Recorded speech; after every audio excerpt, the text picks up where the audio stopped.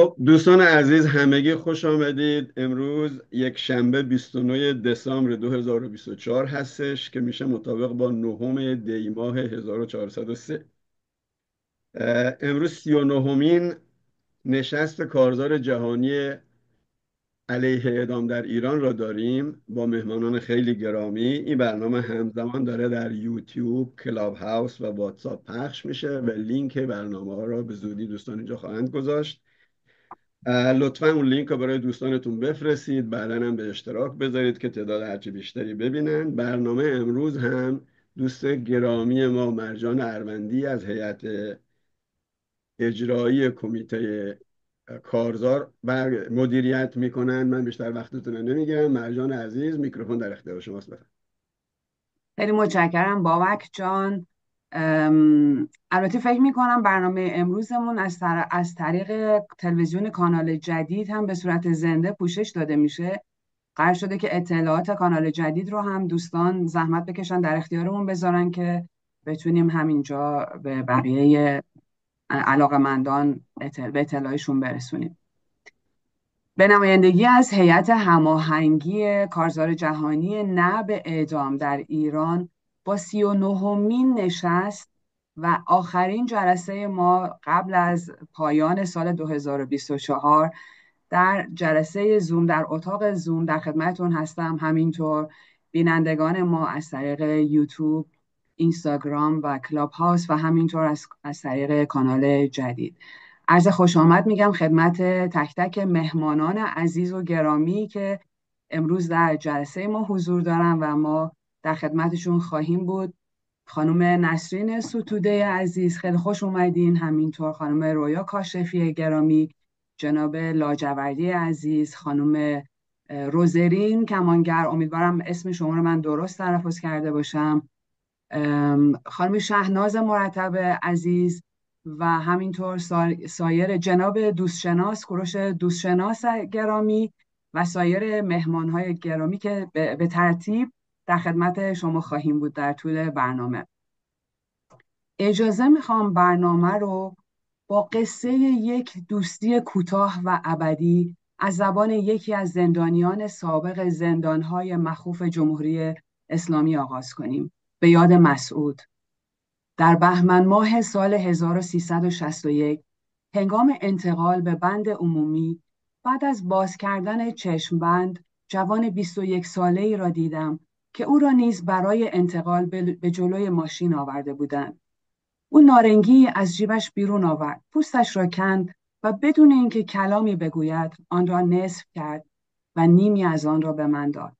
همین حرکت ساده آغازی شد برای دوستی که بدون نیاز به کلام شکل گرفت.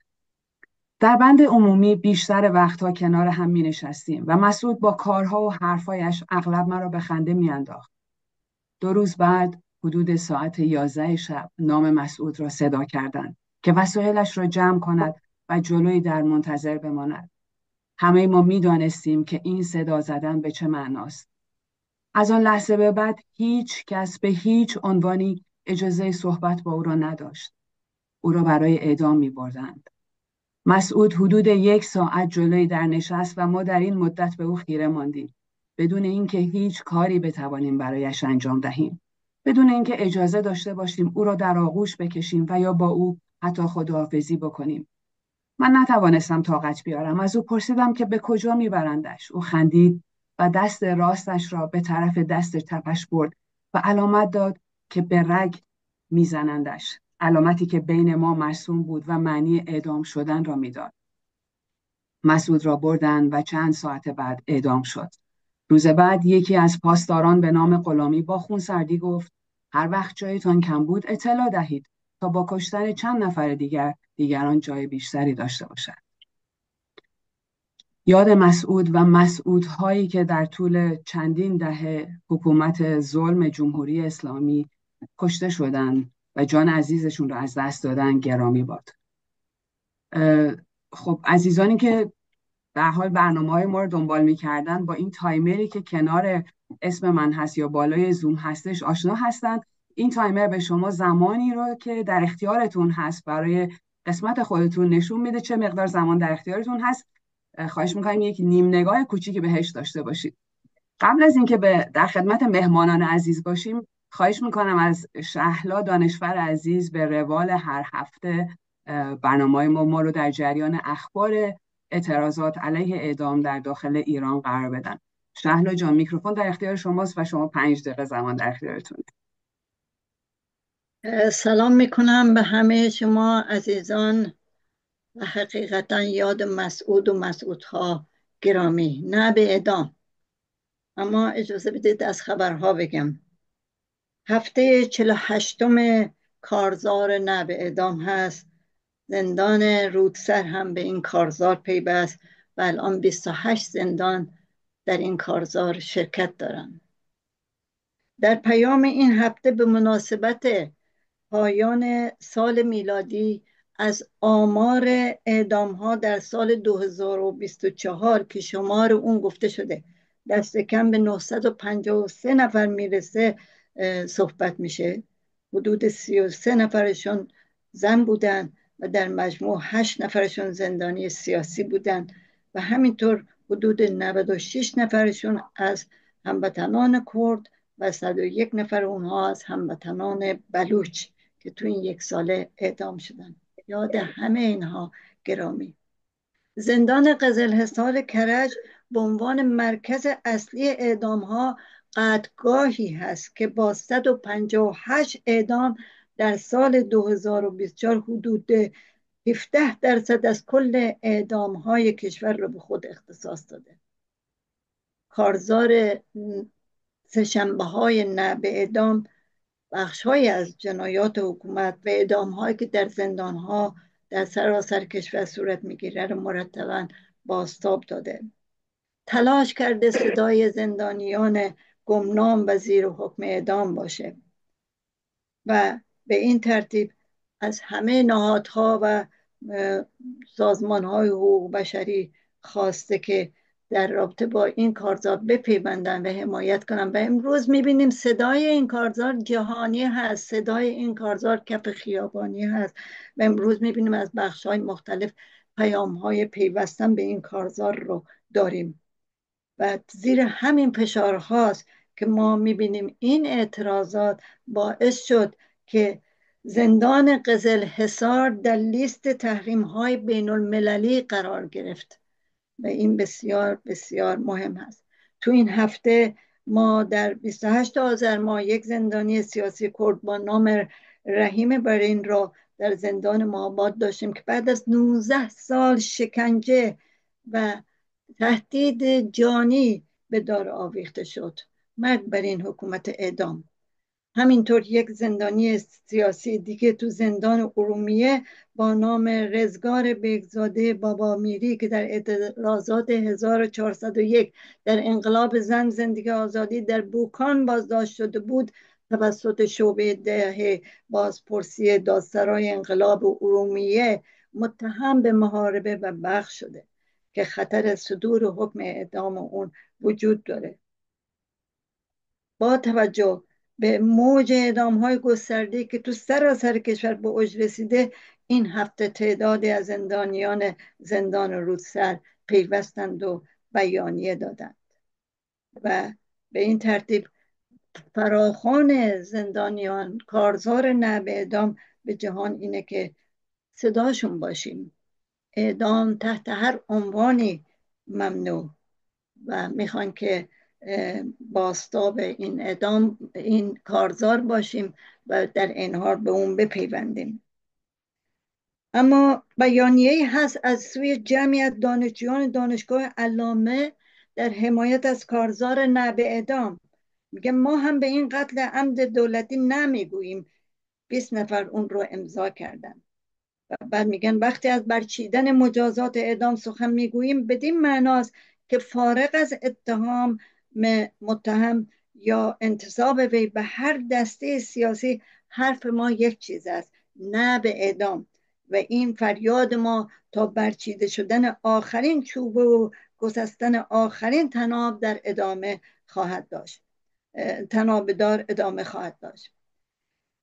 میدونید که همین الان زندانیان سیاسی عقیدتی 60 نفر حکم اعدام دارن، فقط زندانیان سیاسی عقیدتی و زندانیان گمنامی هستند که با دیگر جرایم در خطر اجرای حکم اعدام هستند. و به همین دلیل من تاکیدم اینه که کارزار نویدام این اسامی 60 نفر رو تابلوی کنه و این رو ببره به نهادهای بین المللی، جاهای مختلف و سر صدای بزرگی بپا کنیم. هم این، هم در ادامه اقدام مشترک علیه اعدام کسانی که تحت عنوان مواد مخدر اعدام میشن. حکومت اعدام میکنه برای اینکه جامعه را عقب بزنه و امروز میبینیم چه طوفانیه تو این جامعه و همین طوفان نشون میده که نه اعدام نه زندان نیست جلودار ما. این پیام کف خیابونی کل جامعه هستش. خب میدونید دادگاه انقلاب اساس برای دوم مجاهد کورکور رو به اعدام محکوم کرد و این شده گفتمان تمام مدیای اجتماعی. فقط آخرین نکته ما بگم، تا کنون 3628 نفر از دادخواهان، فعالین حقوق زنان، وکلا، فعالین جنبش زن زندگی آزادی، فعالین حقوق کودکان، فعالین کارگری، معلمان، بازنشستگان، نویسندگان، پرستاران، شاعران، آسیب دیدگان چشمی جنبش زن زندگی آزادی، هنرمندان، فعالین محیط زیست، مردم آزادخواه امضا کردن کمپین حمایت از پخشان عزیزی رو در اعتراض به حکم اعدام. متشکرم. پوزش میخوام که ثانیه طولانی تر شد. خواهش میکنم شهلا جان، خیلی ممنونم از گزارشتون و همینطور از پیشنهادات خوبی که دادید. من فکر میکنم حتما کارزار باید این کارا رو انجام بده. قبل از اینکه بریم خدمت مهمانان عزیزمون، یک گزارش دیگر رو هم از هرمز رهایی عزیز بشنویم، از اعضای هیئت هماهنگی کارزار و فعالین بسیار خوب و دوست داشتنی استکهلم. خواهش میکنم شما برای ما از فعالیت‌های خودتون در سوئد بفرمایید. بله، من درود میفرستم به همه شما عزیزان که در این اتاق هستید و سلام میگم به بینندگان این برنامه و تشکر میکنم از مرجان اروندی عزیز که به خوبی این نشست‌های یک شنبه رو اجرا میکنن و باعث قنای هرچی بیشتر این برنامه هستند. خب در رابطه با استکهلم من میخوام یک دستاورد، یک تجربه و یک حرکتی رو اینجا توضیح بدم که اون ما از 5-6 ماه پیش شروع کردیم و اسم اون رو گذاشتیم کمپین برای آزادی توماج صالحی و دیگر زندانیان سیاسی. خب ما دیدیم که ضرورت هست، دیدیم که مردم دارن ناامید میشن، تفرقه هست، جدایی هست، مردم در گوشه کنار شهر تظاهرات میذارن جدا جدا. در یک روز ببینید 4 جا اعلام تظاهرات میشه. خب این باعث دلسردی مردم میشد و اینکه چرا اینجوریه. رفتیم به استقبال اینکه باید کار مشترک کرد، کار دست جمعی کرد، با همبستگی اومد تو خیابون و صدای مردم ایران شد. ما حدود 10-11 نفر از فعالین و اکتیویست های شهر جمع شدیم و فراخوان به یک کمپین دادیم که اسمشون همون کمپین توماج و دیگر زندانیان سیاسی بود. خب اینجا ما اومدیم بیانیه رو تنظیم کردیم. خواستهایی در اون بیانیه بود: آزادی زندانیان سیاسی و توماج صالحی، لغو مجازات اعدام و مقابله با جمهوری اسلامی، حمایت از مبارزات مردم ایران و حمایت از انقلاب زن زندگی آزادی و در لیست تروریستی قرار دادن سپاه پاسداران. خب در ادامه اینو به انگلیسی ترجمه کردیم و انتشار دادیم. خیلی از گروه ها، احزاب، نهادها اومدن امضا کردن. فعالین شهر، اکتیویست ها، شخصیت های مستقل اومدن حمایت کردن و ما تونستیم حرکت های بزرگی رو سازمان بدیم، از جمله سالگرد روز مهسا ژینا امینی رو که هزاران نفر شرکت کردند، هم به شکل تجمع، هم به شکل راهپیمایی و انعکاس وسیعی در رسانه‌های مدیای اجتماعی داشت. خب ما حرکت‌هایی رو سازمان دادیم که قطعنامه‌ها و بیانیه‌هایی رو منتشر کردیم، پیام دادیم به مردم زاهدان، پیام دادیم به مردم کردستان، پیام دادیم به زندانیان سه‌شنبه‌های نعب اعدام و بیانیه دادیم، فرستادیم به اتحادیه اروپا که خواستامون اینه. خب این حرکت‌ها در ادامه این حرکت ها ما نشست های علنی داشتیم، نشست های حضوری داشتیم و اومدیم جمع‌بندی کردیم، شفافیت رو به کارمون دادیم و با شفافیت اومدیم خواستامون رو مطرح کردیم. توی خواستا، توی نشست ها روش کارمون رو توضیح دادیم. روش کار این چنینه که ما با آزادی بیان معتقدیم و اینکه همه باید بیان با هر پرچمی، کسی ممانعت از آوردن پرچم نباید بکنه و تاکید کردیم که خواست اکسیون هر تجمع باید رعایت بشه. باید آوردن پرچم متناسب با تعداد افراد باشه، باید سن خنثی باشه و کسی نیاد رنگ حزب خودش و رنگ خاص و گروه خودش رو به تظاهرات بزنه. این مسائل نکات رعایت شد، از طرف همه رعایت شد و این باعث شد که این کار ادامه دار باشه. ما خواستیم در شعارهامون تجلی باشه از تمام معترضینی که شرکت میکنن، تمام اونهایی که میان با ما در کنفرانس شرکت میکنن، در تجمع در خیابان هستن. ما تونستیم در مقابل وزارت امور خارجه چندین بار تظاهرات داشته باشیم، ملاقات داشته باشیم با وزارت امور خارجه سوئد. خب این کمپین در ادامه خواست نشون بده که نقش احزاب مهمه، ولی این تجمع، این کمپین اتحاد احزاب نیست. از طرف دیگه خواستیم اینو نشون بدیم، خواستیم نشون بدیم که تبیین هایی که میخواد احزاب به حاشیه برونه درست نیست، ولی از طرف دیگه این حرکت اتحاد احزاب نیست. اینها رو ما به وضوح توضیح دادیم و در نشست های علنی که داشتیم به این جمع‌بندی رسیدیم که باید در نهایت دستاورد اینه که جمهوری صالحی آزاد شد، که باید اسم این کمپین رو عوض کنیم. ما در جلسات داخلی هیئت هماهنگی داریم برای این کمپین و گروه های کاری مختلفی رو تشکیل دادیم، از گروه های ترجمه، مالی، تبلیغات، تدارکات و تمامی اینها همدل و همبسته دارن با هم کار میکنن. اومدیم اعلام کردیم به شکل علنی، اطلاعیه دادیم که اسم کمپین باید عوض بشه، ضرورتش اینه که عوض بشه و یک اسم جدید انتخاب کردیم به نام اتحاد برای زن، زندگی، آزادی، استکهلم و اینو منتشر کردیم که خیلی حمایت کردن. ما خواستیم اسمی رو انتخاب کنیم که بیشترین نیرو رو دور خودش جمع کنه، خواست همه رو در بر بگیره و این کار میدونستیم که عملی میشه و در سال جدید میریم با این اسم، با این نام فعالیت‌های دیگری رو در دستور بذاریم و این کار مسلماً میتونه صدای مردم ایران باشه، صدای زندانیان باشه.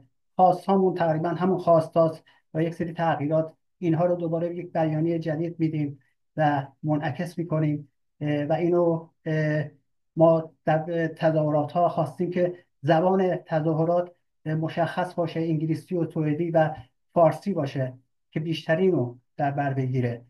خواستیم که شعارهای متحد کننده باشه و باعث تفرقه و تشتت و سوال و انتظارات دیگه نباشه. من کوتاه کنم سخن رو. به هر حال این کمپین موفقی بود. من انتظار دارم شهرهای دیگه و کشورهای دیگه و همین روش بتونن آدمها رو جمع کنن، از اون حالت دلسردی و تفرقه و جدایی ها که پیش اومده بود پرهیز کنن، بتونن روی حداقل ها روی اشتراکات کار کنن، نه اینکه بخوان رنگ گروه خاص و اون فکر حزبی و گروهی خودشون رو به تجمعات بزنن. باید بود کار کرد و در کنار مردم بود و صدای اعدامی ها و زندانی ها در ایران. ممنون که به حرفای من توجه کردید. خیلی متشکرم هرمز جان. ممکنه برای بعضی یه خورده عجیب بیاد شما راجع به این جزئیات حرف میزنیم، ولی عزیزانی که فعالیت میدانی کردن میدونن چقدر زمان بره همین نکاتی که شما گفتیم و چقدر مهم توجه بهشون برای اینکه بشه کنار همدیگه قرار گرفت. و با توجه به تجربه موفقی که شما داشتین امیدوارم که خیلی ها همین مسیری که شما در استکهلم پیش گرفتین رو پیش بگیرن و بتونیم واقعا اون اتحاد رو و اون شور و هیجانی که قبل از در آغاز جنبش مهسا بود رو دوباره به خیابون‌ها برگردونیم. خیلی متشکرم از شما. خانم نسرین ستوده عزیز، معرف حضور همه شما دوستان عزیز هستن. ایشون نسرین ستوده حقوقدان، وکیل دادگستری و فعال حقوق بشر است. مجله تایم در سال 2021 او را یکی از 100 نفر از تاثیرگذارترین افراد در جهان نامید. ایشون از جمله 15 فعال سیاسی و مدنی هستند که با تاکید بر اصلاح ناپذیری نظام جمهوری اسلامی ایران در خواستار برگزاری همه‌پرسی تحت نظارت سازمان ملل متحد برای گذار مسالمت‌آمیز از حکومت فعلی به یک دموکراسی سکولار پارلمانی شدند. ایشون یکی از منتقدان حجاب اجباری در ایران و از طرفداران جنبش زن زندگی آزادی هستند. سخن در مورد مبارزات شما بسیار زیاد هستش، ولی من به همین مختصر بسنده میکنم و از شما دعوت میکنم که برای ما از اوضاع ایران بفرمایین، از اوضاع فعلی فعالیت‌های خودتون و هر آنچه که فکر میکنید ضروری هستش ما و بینندگان این نشست بشنون. میکروفون در خدمت شماست خانم ستوده عزیز. خیلی ممنونم. اول از همه به همه جمع عرض میکنم که درودهای صمیمانه مرا از سرزمینی که هنوز هم سرزمین زن زندگی آزادی هست بپذیرید. این مهمترین ویژگی سرزمین ما ایران در حال حاضر اینه که همچنان سرزمین زن زندگی آزادی هست و همچنان اون خواسته ها تا زمانی که محقق نشده بین ما جاری هست و در واقع مواد تشکیل دهنده و ایجاد پیوند و اتحاد بین همه ما هست.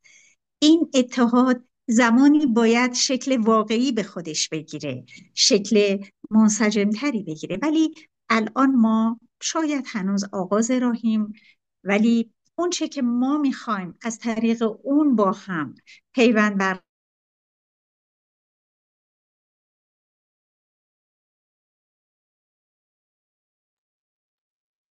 فکر کنم که اینترنت خانم ستوده مشکل داشته باشه، چون من صدایشون رو نمیشنوم دیگه. فریز شدن. بله فریز شدن. اگر بله کسی فریز شدن، باید بهشون اطلاع بدیم، شاید هم خودشون متوجه شدن. و بهروز اسدی عزیز در تماس بودن، اگر شما لطف کنید. بهروز جان هستین شما در اتاق؟ بله گفتن دنبال میکنم.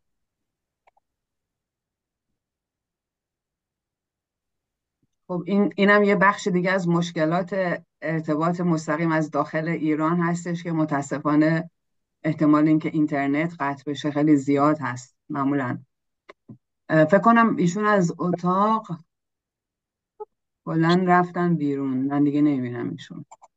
بله منتظریم که بیان. برگشتن. بسیار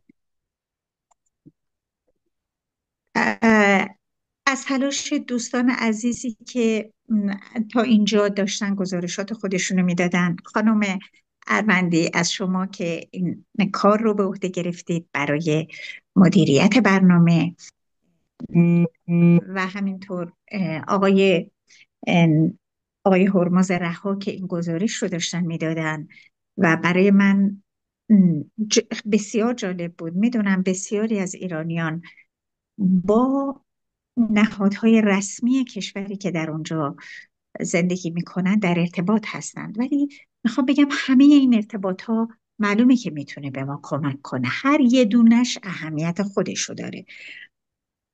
و همینطور خانم کاشفی عزیز، آقای لاجوردی عزیز که عذرخواهی میکنم بعدش ما مجبور شدیم سکوت کنیم و نتونستم اونطور که لازمه با ایشون سلام علیکی داشته باشم. و همینطور اجازه بدید که تشکر کنم از اینکه این کمپین به مهمترین موضوع جاری در ایران، به مهمترین خشونتی که در ایران جاریه، اساساً خشونت شهروندان در جریان حتی یه انقلاب چگونه قابل مقایسه هست با یه خشونت رسمی که توسط یه دولت اعمال میشه، همه وسایل خشونت رو در اختیار داره و حتی میتونه به این خشونت جامعه قانون تن این خشونت بکنه و سالها فرد رو زیر حکم اعدام نگه داره، سوء رفتار، شکنجه و همه اینها رو نسبت به اون متهم ام از عمومی یا سیاسی اعمال کنه و بعد حق حیات رو هم از اون سلب بکنه، اصلا قابل مقایسه نیست. بنابراین من همیشه فکر میکنم که باید توجه کسانی که گاهی ادعا میکنن که انقلاب در این قسمت در اون قسمت دچار خشونت شده، ما توجهشون رو جلب کنیم به این که هیچ خشونتی با اعدامی که قریب نیم قرن سایه سنگین و وحشتناکی بر جامعه ایران داشته قابل مقایسه نیست. البته به من گفته بودن که من چون محور برنامه پیرامون اعدام هست، من در این خصوص صحبت کنم و منم در این خصوص صحبتم رو تنظیم کردم با توجه به وضعیت زندانیانی که الان زیر حکم اعدام هستند. اگر بخوام از بقیه زندانیان وضعیتشون رو بگم، میتونم بگم که 1 ساعت پیش همسر من در تماس تلفنی که با خانواده داشت اعلام کرد که به دلیل اینکه به بیشتر خواسته‌هاش در بند 8 زندان اوین رسیده، رضا خندان به اعتصاب خودش امشب پایان میده. رضا از 7 روز پیش این اعتصاب رو کرده بود. اما اجازه بدید که ما برگردیم به موضوعی که به همون مجازات اعدام که از نظر من عریان‌ترین و رسمی‌ترین شکل خشونت در جامعه هست. الان در بند زنان پخشان عزیزی و وریشه مرادی زیر حکم اعدام هستند. شریف محمدی برخلاف اونچه که گفته میشه که اعدامش لغو شده، همچنان در معرض این خطر وجود داره. چون درسته که حکم شریف محمدی در دیوان عالی کشور نقض شده و برگشته به شعبه پایین‌تر، اما همچنان در معرض این خطر وجود داره که شعبه دادگاه انقلاب مبادرت به تکرار همون حکم قبلی یعنی اعدام بکنه. بنابراین ما ضمن این که همه مسائل رو دنبال میکنیم و از شما هم البته این خواهش رو دارم، شریف محمدی رو هم نباید به عنوان یک کیسی در نظر بگیریم که کلاً از این مجموعه خارج میذاریم. ولی ما اینو متوجهیم که وریشه مرادی و پخشان عزیزی در بند زنان در خطر بیشتری وجود دارن. هر سه این زنان و همه زنان در بند زنان زندانی سیاسی باید آزاد بشن. همچنین دوست دارم از این موقعیت استفاده کنم، از زینب جلالیان یاد کنم که سالها زیر حکم اعدام زندان حبس تحمل کرد و الان یه چیزی قریب 17 ساله در زندانهای جمهوری اسلامی تحمل حبس میکنه. همچنین از جمشید شارمهد که به دلایل سیاسی اعدام شد و از مواردی بود که بسیار دردناک بود، با نیرنگ و فریب به ایران به کشوری وارد شد که از اونجا ربوده شد. به هر حال ولی اون چه که الان ما در کنار پرونده پخشان عزیزی و وریشه مرادی به نظرم به عنوان یک کیس فورس ماژور باید دقیقاً بهش نگاه کنیم، پرونده متهمان اکباتان هست. شما میدونید در پرونده متهمان اکباتان به دلیل کشته شدن یک جوان 6 نفر در معرض حکم اعدام قرار گرفتند. آرمان علیوردی جوانیه که به قتل رسیده، اما 6 نفری که الان در معرض حکم اعدام هستند و حتما همه شما اسامی اونها رو میدونید: امیر خوش اقبال، علیرضا کفایی، میلاد آرمون، علیرضا برمرز پورناک، حسین نعمتی و نوید نجارانه. خب من همچنان مایلم. من میفهمم که در این شرایط چقدر حرف زدن از نکات حقوقی ممکنه سنگین باشه. من اینو متوجه میشم. اما همچنان معتقدم هر حکومتی بیاد و بره، ما به یه بستری برای سلامتی غذایی نیازمندیم که اون بستر همینه که بحث‌های حقوقی رو در اونجا ادامه بدیم و دقیقا همه ما شناخت پیدا کنیم که اشکالات یه پرونده کجا میتونه باشه، در جای دیگه هم بتونیم جلوی اون اشکالات رو بگیریم. ببینید، یکی مهمترین قضیه که به لحاظ منطقی و خارج از بحث‌های حقوقی قابل استناده اینه که چطور باید جان 6 نفر رو در قبال 1 نفر گرفت. جز برای ایجاد رعب و وحشته، جزی نیست. ما اینو میفهمیم. و علاوه بر اون، یک خطای بزرگ و مسلم در این پرونده، یک خطای بزرگ حقوقی در این پرونده اینه که برای این جوانانی که متهم به قتل هستند 2 پرونده موازی تشکیل شده که یکی به اتهام قتل رفته دادگاه کیفری 1 که آقایون اطلاعات و امنیت و سپاه امیدوارن بتونن و امیدوار بودن بتونن از دادگاه کیفری 1 حکم اعدام بگیرن، قصاص بگیرن، که گرفتن. البته شعبه 13 دادگاه کیفری 1 حکم قصاص صادر کرده. اما برای اینکه این منتج به صدور حکم قصاص بشه، یه پروسه باز هم غیرقانونی طی کرده. چه پروسه‌ای؟ در رسیدگی‌های قضایی یه اصلی وجود داره، اصل استقلال قضات، که به موجب این اصل هیچگاه قاضی رو در زمان رسیدگی به پرونده ها نباید جابجا یا تغییر داد یا تعویض کرد. در این پرونده قاضی خلیلی به عنوان رئیس شعبه 13 دادگاه کیفری 1 نظرش این بوده که 3 نفر از این متهمان باید به 5 سال حبس تعزیری محکوم بشن و 3 نفر اساساً باید تبرئه بشن. مستشاران سابق این دادگاه هم همین نظر رو داشتن. در زمانی که این پرونده در جریان بوده،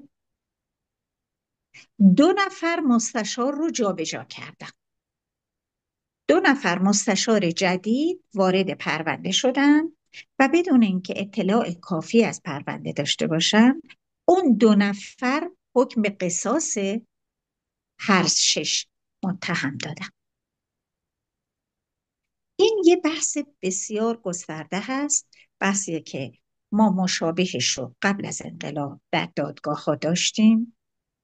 مرحوم کاتوزیان، امیر ناصر کاتوزیان، رئیس شعبه‌ای بود. پرونده خاصی در اونجا مطرح بود و وقتی از اون خواستن که رأی صادر بکنه و اون زیر بار نرفت، نتونستن عوضش بکنن، اما دادگاه بخش رو تعطیل کردن. این اون چیزی بود که به هر حال به عنوان استقلال قضات بهش تا حدودی احترام گذاشته میشد. اینجا وسط رسیدگی مستشاران رو تغییر دادن. برگردیم به کمی قبلتر که من عرض کردم که در این پرونده یه اتهامی رو قتل تلقی کردن و آوردن دادگاه کیفری 1 که منتج به صدور حکم قصاص تا اینجا شده. این حکم در دیوان عالی کشور قابل اعتراضه و البته ما امیدواریم بشکنه، چون اگر که این حکم نقض نشه واقعا فکر میکنم که واکنش‌های زیادی رو در جامعه ایجاد بکنه. اما همزمان با این پرونده قتل، یه پرونده دیگه در دادگاه انقلاب تشکیل شده به عنوان محاربه. یعنی یک عمل واحد رو، یک عمل هست که حالا آقایون میگن اینها در قتل آرمان علیوردی نقش داشتن، در حالی که قاضی خلیلی در شعبه 13 دادگاه کیفری معتقد بود که هیچ مدرکی نداریم که نشون بده این 6 نفر ضربات منجر به مرگ رو زدن. این خیلی چیز مهمیه. حتی خیلی از اینا اساساً مبادرت به زدن نکردن و زدن کافی نیست. قاضی باید مدارکی داشته باشه که نشون بده اون ضربات مؤثر بوده تو فوت شخص. خب در این عمل واحد که حالا اطلاعات یا سپاه معتقده که این منجر به فوت شده، هم قتل تلقی کردن آوردن دادگاه کیفری و هم محاربه بردن دادگاه انقلاب که این مسلماً عمل غیرقانونیه و سابقه نداشته. چرا ولی حکومت این کار رو میکنه؟ این هیولایی که توی جامعه را میفته به عنوان ماشین اعدام، هر روز یه سر بهش اضافه میشه. این هیولا ممکنه روز اول یه سر داشته باشه، کوچیکتر باشه، اما روز به روز با بلعیدن آدما این هیولا تقویت میشه. این هیولا یه هیولای 5 سری میشه، 10 سر میشه و این اتفاق الان افتاده تو جامعه ما. به راحتی یک عمل رو 2 عنوان مستوجب مرگ میزنن: قصاص و اعدام. و چرا این کار رو باز میکنن؟ چه عایدی داره براشون؟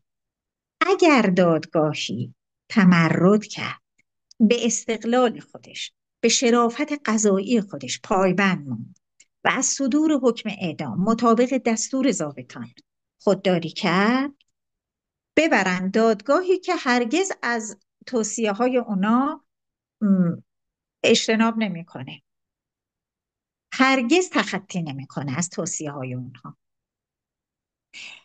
این حرکت کردن این نشون میده که ضابطان در امن‌ترین حاشیه با همه امکانات حرکت میکنن و متهمان رو در ناامن‌ترین وضعیت بدون هیچ وسیله، حتی محروم از وکیل قرار میدن.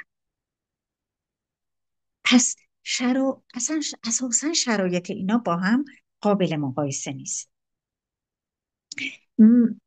من میخوام که در پایان صحبتم، البته دوستان 20 دقیقه لطف کردن برای من وقت گذاشتن، من انقدر زمان لازم داشتم. امیدوارم که برای دوستان دیگه‌ای که حرفای مفیدتری دارن من در خدمتشون باشم و استفاده کنم.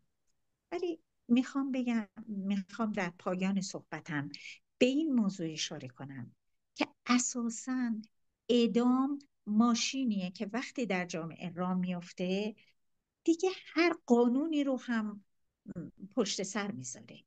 این جامعه به هیچ قاعده و قانونی پایبند نیست و ما با تکرار این قواعد حقوقی اتفاقا میخوایم که هم به خودمون یادآوری کنیم که چارچوب قانونی چی هست، هم یک حکومت سرکش و سرکوبگر رو تا زمانی که به هر دلیلی این قدرت سیاسی رو غصب کرده وادار کنیم که از کشتار لااقل کمتر دست به کشتار آدم ها بزنه. این اون چیزیه که همه ما و شما دنبالش هستیم. خیلی باز هم از همه زحماتتون در این مسیر ممنونم و خیلی متشکرم که به صحبت‌های من گوش دادید و توجه کردید. خانم ستوده عزیز خیلی متشکرم واقعا از صحبت‌های بسیار خوبی که کردید و آگاهی رسانی که انجام دادید به طور خاص در مورد پرونده بچه‌های اکباتان. با توجه به اینکه ما هنوز یه مقدار کوچولو زمان داریم، اگر دوستان سوالی دارن که به طور خاص مایل هستن الان حتما با خانم ستوده مطرح کنن، میتونیم فکر میکنم یک یا نهایتا دو تا سوال رو بشنویم. روژی یارجان دست شما بالاست، خواهش میکنم سوالتون رو مختصر و هدفمند مطرح بفرمایید. متشکرم خانم اروندی. سلام عرض میکنم خدمت همه حضار و با تشکر از صحبت‌های خانم ستوده عزیز. خانم ستوده، من حقوقدان هستم، افتخار شاگردی در محضر شما رو داشتم. عرضم به حضور شما با توجه به اینکه دادگاه هم‌ارز مجدداً برای مجاهد کورکور حکم اعدام صادر کرده، علی‌رغم اینکه حکم ایشون ابتداعاً نقض شده بود، علی‌رغم اینکه شکات خصوصی آقای پیرفلک به تکرار گفتند که شکایتی از مجاهد کورکور ندارند، لطف میکنید راهنمایی بکنید که ابزارهایی که باقی میمونه برای ادامه دفاع از مجاهد کورکور چیا هستن؟ متشکرم. بله، خیلی ممنونم از اینکه اینو یادآوری کردید. آره، من متاسفیم که به هر حال محدودیت‌های انسانی اجازه نمیده اسم همه این عزیزان رو واقعا بیاریم، در هر لحظه به یاد هر کدوم اونا باشیم. ببینید، مجاهد کورکور از جمله کیس هاییه که برای ما آشکار میکنه چرا پرونده متهمان اکباتان رو به دو دادگاه متفاوت فرستادن. به دلیل اینکه در دادگاه اول وقت قصاص هست، الان پدر علیوردی گفته من میدونم که اون کسی که ضرباتش منجر به مرگ بچه من شده اصلا از ایران فرار کرده، این گریخته از ایران. ولی چرا این کارو میکنن؟ برای اینکه یه موقع یه شرایطی شبیه مجاهد کورکور ایجاد بشه، بتونن ببرن توی قالب حقوقی دیگه به عنوان محاربه، و این واقعا باعث تأسفه. اون چه که من میتونم بگم اینه که از ابتدا مجاهد کورکور رو به اتهام قتل گرفته بودن و وقتی ولی دم رضایت میده، هیچ کس دیگه نمیتونه، یه حکومت هم نمیتونه مدعی بشه. بنابراین ما پافشاریمون روی نکات حقوقیه. مثلا من به عنوان یه موضوع عینی برگه که در مورد رضا همسرم توی سایت ها این ور اون ور برخورد کردم که عفو شده بدون اینکه درخواست عفو کرده باشه، ولی دادسرا کاملا داره اجتناب میکنه از انجام من، ولی من همچنان میرم میگم باید یا اینو اجرا کنید یا اگه عفو سلطانیه من خیلی هم خوشحال میشم، واقعا بذارید کنار. بنابراین بله، در مورد مجاهد کورکور من باز هم توصیم جز این که بگم باید روی قتل بودنش، حکم قصاص و رضایت خانواده که حکومت هیچ کار نمیتونه تو اون زمینه بکنه، ما همچنان باید تاکید کنیم. سپاسگزار از توضیحات شما مصطفی عزیز. بله، من سریع میگم که وقت زیاد نگیره. اولا بازم تشکر خانم ستوده که تو این جلسه اومدید. ثانیاً فکر کنم جلسه قبل کارزار بود این ایده مطرح شد که این سه شنبه های نه به اعدام که الان 28 زندان بهش پیوستن 40 هفته گذشته، یک پدیده واقعا شورانگیزه در مبارزه علیه اعدام و این ایده مطرح شد که از کمیته صلح نوبل به کمیته صلح نوبل پیشنهاد بکنیم به عنوان کاندید برنده مثلا جایزه صلح نوبل کاندیدش بکنیم. میخواستم نظر شما رو در این مورد بدونم و اینکه شما هم حاضرید که پای این امضا کنید که این کارزار کاندید جایزه صلح نوبل بشه. مرسی. خواهش میکنم. بله حتما، ولی در این حال یه مقدارم به من اجازه بدید راجع بهش فکر بکنم، ولی همینجوری میفرمایید بله.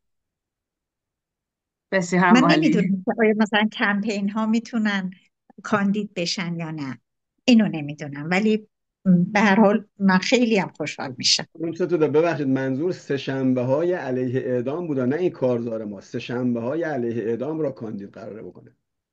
بله، سه شنبه بله های بله نوع اعدام در داخل ایران که گفتم 28 یعنی زندانیان 28 زندان اینا کاندید برنده بله جایزه بله نوبل. بله.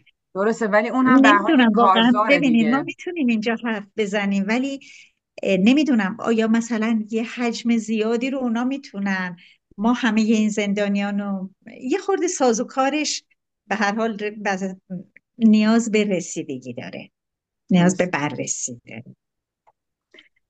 خانم ستوده عزیز، باز هم از شما تشکر میکنم به خاطر حضورتون در برنامه ما و صحبت‌های بسیار خوب و ارزشمندی که داشتیم و مایل هستم شما رو برای 2 هفته آینده هم دعوت کنم در ویژه برنامه‌ای که ما در آستانه 1 سالگی کارزار داریم. حالا حتما بهروز جان با شما در این رابطه صحبت خواهند کرد و بهروز جان دست شما رو میبینم بالاست، خواهش میکنم اگر که صحبت تکمیلی داریم بفرمایید. تحمیل جان از شما خواهش میکنم نکتتون رو توی چت بنویسید لطفا، ممنونتون میشم.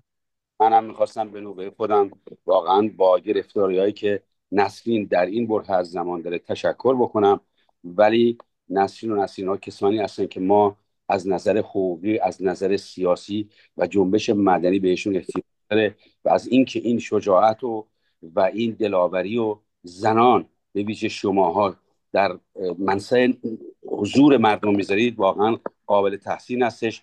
تشکر از اینکه دعوت ما رو پذیرفتی کارزار رو و امروز اومدی و در واقع به نظر من مهم هستش که در آینده هم به این کار همچنان همونجور که مرجان عزیز. متشکرم از شما بهروز عزیز. خیلی خانم ممنونم از ستوده همین لطف و محبت شما به سپاسگزار من از شما. دادید میکروفون. خیلی ممنون و از اینکه این وقت در اختیار من بود، خیلی فرصت خوبی بود. از همگی ممنونم و خداحافظی میکنم. خدا نگهدارتون. خدا دوستان نگهدار. گرامی، بیننده 39مین نشست کارزار جهانی نه به اعدام در ایران هستید. این برنامه داره همین الان به صورت زنده از کانال جدید پخش میشه، همینطور از طریق یوتیوب کارزار و اینستاگرام و کلاب هاوس. اونجا هم میتونید برنامه ما رو به صورت زنده لینکش رو در اختیار دوستانتون قرار بدین تا بتونن همزمان برنامه ما رو ببینن. خوش آمد میگم به همه مهمانان عزیزی که در اتاق حضور دارند و بریم به سراغ موضوع بعدی صحبتمون امروز و در خدمت 2 مهمان بزرگوار دیگرمون باشیم. قریب به 5 سال از سحرگاه 18 دی ماه 1398 که پرواز PS 752 تنها 3 دقیقه بعد از برخاستن از فرودگاه بین‌المللی تهران با 2 موشک سرنگون شد می‌گذرد. پس از 3 روز انکار و تحت فشارهای سنگین بین‌المللی، سپاه پاسداران جمهوری اسلامی اعتراف کرد که این هواپیما با موشک‌های سپاه سرنگون شده است. تا به این لحظه واقعیت و چگونگی این جنایت سهمگین آشکار نشده است. در این عملیات فجی 176 مسافر و خدمه بیگناه این پرواز جان خود را از دست دادند. از کوروش دوستشناس عزیز، سخنگوی انجمن خانواده‌های پرواز و همینطور شهناز مرتب گرامی عضو هیئت مدیره این انجمن خیلی تشکر میکنم که میدونم نزدیک شدن به این سالگردها میدونم قطعا برای شما خاطرات خیلی تلخی رو زنده میکنه. با این وجود دعوت ما رو پذیرفتید و در نشست ما حضور دارید. از شما 2 عزیز خواهش میکنم که در رابطه با فعالیت‌های خودتون به مناسبت نزدیک شدن 5مین سالگرد این پرواز و همینطور نکاتی که فکر میکنید ضروری هستش از طریق برنامه ما به گوش بینندگان ما برسه بفرمایید. شهناز جان میخوایم با شما شروع کنیم، بعد از اون از کوروش گرامی بشنویم. مرسی. من وقت رو میدم به کوروش عزیز صحبت کنم، بعد من در بسیار عالی. پس ادامه شما صحبت کوروش جان ما کوروش از شما صحبت. بشنویم و شهناز جان با صورت نکاتی که باقی میمونه رو به صورت تکمیلی میفرمایید. خواهش میکنم. با سلام خدمت همه شما عزیزان.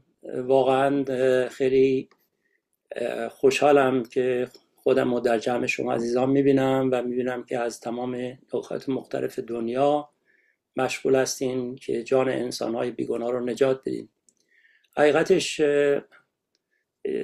امروز شاید اولین بار باشه که توی همچه برنامه من شرکت میکنم تو سالهای اخیر، ولی هیچ وقت یادم نمیره حدود 45 سال پیش یا حدود نزدیک 1 سال بعد از اینکه این جمهوری اسلامی سر کار اومد، اولین باری که من احساس کردم باید در مقابل این سیستم بیستم موقعی بود که شروع کردن یه سری افراد بیگناه رو اعدام کردن، همون اوایل سالهای 58.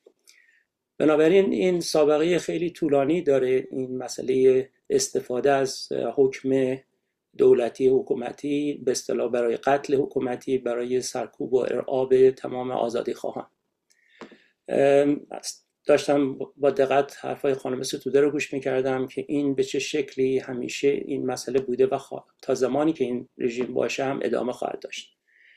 این به طور مقدمه در خدمت شما عرض کردم. بعد حقیقتش خب 5 سال پیش من به عنوان یه انسان عادی داشتم زندگیمو انجام میدادم تو کانادا. 46 سال از ایران دور بودم، در اون موقع 41 سال، و حقیقتش سعی میکردم تا اونجا که امکان داره به شکلی که میتونم یه جوری زندگی کنم که هیچ وقت به اصطلاح در هیچ جایی به اصطلاح کارهایی که جمهوری اسلامی رو میکنه و به اصطلاح سرکوبا و چیزی که هست در حد تواناییم مخالفت کنم، یعنی در به عنوان یک شخص.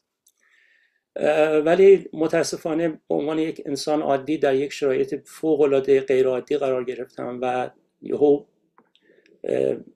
با از دست دادن عزیزترین کسی که تو زندگی من بوده احساس کردم بعد از 3 روز شنیدن 3 روز دروغ متوجه شدیم که این نه تنها حادثه نبوده، یک به اصطلاح برنامه تدارک دیده شده و قتل عمد بوده که خواستن این مسافرها رو به عنوان سپر انسانی به خاطر کارهایی که میکردن، حالت شرایط جنگی که خودشون به دست خودشون به وجود آورده بودن و از جلوی به اصطلاح ریاکشن اون آمریکا و کشورهای دیگه رو بگیرن، مسافرهای عزیز رو فدا کردن. خب اون موقع من حقیقتش منم مثل بقیه یک راه بیشتر جلوم نبود. در حقیقت باید یا میستادم مبارزه میکردم با این بی‌عدالتی و یا اینکه سعی میکردیم دوباره ساکت بمونیم، مثل که تمام بی‌عدالتی های دیگه که شده و خیلی از مردم مجبور میشن ساکت بشینن و متاسفانه به دست فراموشی سپرده میشه بعد از این مدتی. ما همیشه گفتیم مبارزه با بی‌عدالتی مبارزه با فراموشی هم هست. یعنی شما باید وقتی میخواین با این سیستم مبارزه کنین، با این رژیم مبارزه کنین، باید هیچ وقت از جنایاتی که این رژیم در عرض 45 سال گذشته مرتکب شده رو نباید فراموش کرد. همیشه همه جا، هر جایی که امکانش هست باید راجبش صحبت کرد، باید یادآوری کرد. حتی اگر شده 1000 دفعه هم انجام بشه باید انجام داد. همونجوری که شهناز عزیز بوده، از روز اول ما با هم شروع کردیم انجمن به وجود آوردیم در همون روزهای اول و احساس کردیم و شخصا به خاطر زندگی کاری که من داشتم و تجربیاتی که داشتم میدونستم مبارزه با این رژیم حتما لازمش ایجاد یک سازمان هست، یک سازمانی که بتونه به طور سیستماتیک و به طور مشخص هدفاشو بذاره جلوش و بتونیم برای دادخواهی و عدالت و کشف حقیقت با این سیستم مبارزه کنیم. ما همون اول هم میدونستیم که به اصطلاح حتما دشمنی این رژیم رو در بر خواهد داشت و هم خودمون هم خانواده‌هایی که داریم و اینا تحت فشار خواهند گذاشت در جاهایی که میتونن این کارو بکنن. ولی احساس کردیم نباید ترسید، باید با اینا جنگید، باید با اینا مقابلشون ایستاد، چون یکی از حربه‌های بزرگ رژیم اون قدرت فیزیکی که در اختیارشون هست در ایران، اون تنها یک جنبه از به اصطلاح ابزار سرکوبی که دارن. ابزار سرکوبی دیگه که دارن که در دنیا میتونن ازش استفاده کنن، ترس، ایجاد وحشت. خیلی ها رو به عنوان ترس از به اصطلاح حذف فیزیکی است، حمله به آبرو و حیثیت انسان‌های بیگناه هست و ترس از این که عزیزانی که در ایران هستن و مثلا در معرض خطر قرار دادن. اینا همش نمونه های ترس و وحشتی هست که این رژیم تونسته طی سالهای سال اینو به وجود بیاره و بتونه ازش به عنوان حربه برای سرکوب عزیزانی که دارن تلاش میکنن برای آزادی، برای حقیقت، برای حقوق انسانی، حقوق زنان استفاده کرده و خواهد کرد. همون روزهای اول ما تصمیم گرفتیم که هدفهای اساسی انجمنی که جلومون گذاشتیم در 3 هدف خلاصه شد. یکی این که به اصطلاح تلاش برای پیدا کردن حقیقت و گرفتن عدالت، دوم حمایت از خانواده‌های عزیزانی که عزیزانشون از دست داده بودن تو این جنایت، و سوم یا نگهداری یاد و لگسی و اسم اون عزیزانی که همیشه اینا رو داشته باشیم و نذاریم این جنایت فراموش بشه با حفظ اسم این عزیزان. در مورد یک جنبش که من میتونم خلاصه عرض کنم، به این نتیجه رسیدیم که طرح دادگاه در طرح شکایت در دادگاه‌های داخلی کشورها بی‌نتیجه خواهد بود. بنابراین سعی کردیم راه‌های که بتونیم این رژیم رو به دادگاه بین‌المللی بکشیم پیدا کردیم. تا حالا 3 شکایت مطرح شده.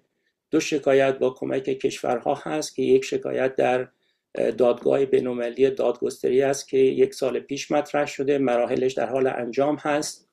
شکایت دیگه دوباره با حمایت 4 کشور کانادا، اوکراین، انگلیس و سوئد بوده که در به اصطلاح سازمان بین‌المللی هوانوردی ایکائو مطرح شده که اون هم بعد از طی مراحل نهایتاً به همون دادگاه به اصطلاح بین‌المللی دادگستری ارجاع خواهد شد. این 2 شکایت بر حسب 2 معاهده بین‌المللی و جدا از هم هست.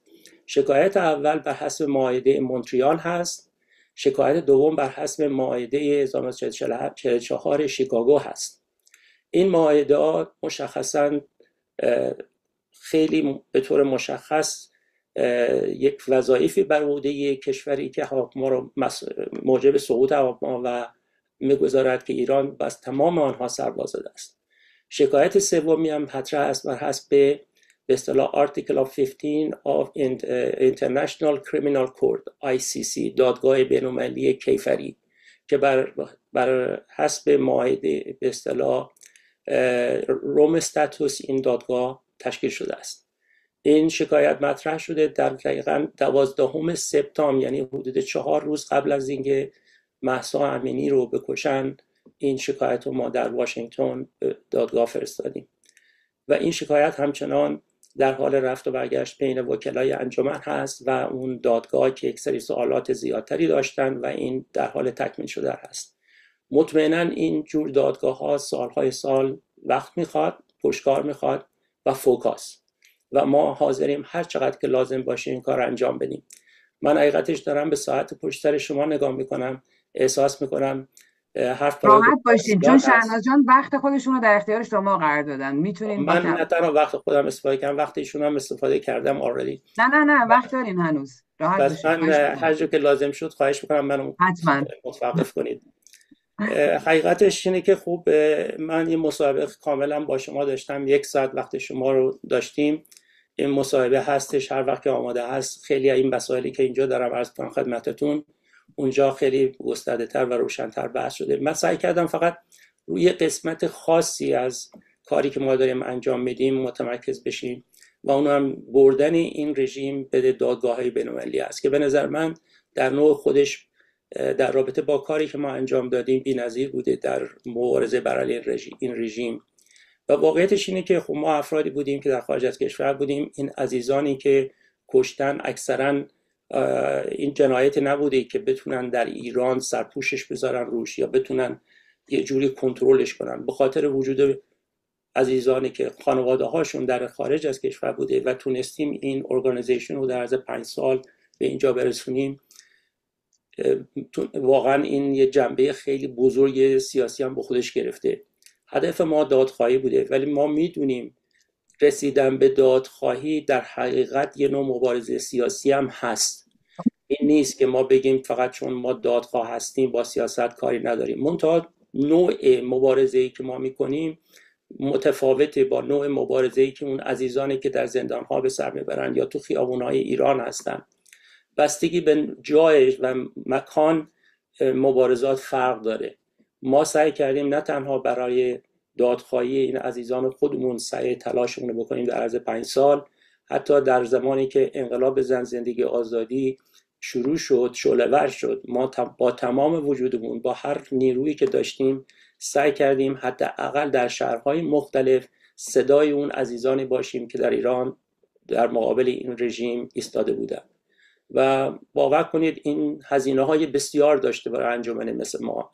همونجایی که تو اون گفتگو با خانم اروندی صحبت کردم مفصل‌تر، ما مثلا خیلی وقتا فکر میکنیم که این رژیم فقط به حذف فیزیکی هر جا که دستش برسه به اصطلاح دست میزنه، یا سعی میکنه آبروریزی مثلا بر علیه عزیزانی که اسمشون میذارن برای مبارزه بر حیثیت و آبروی اونا رو سعی کنه لطمه بزنه.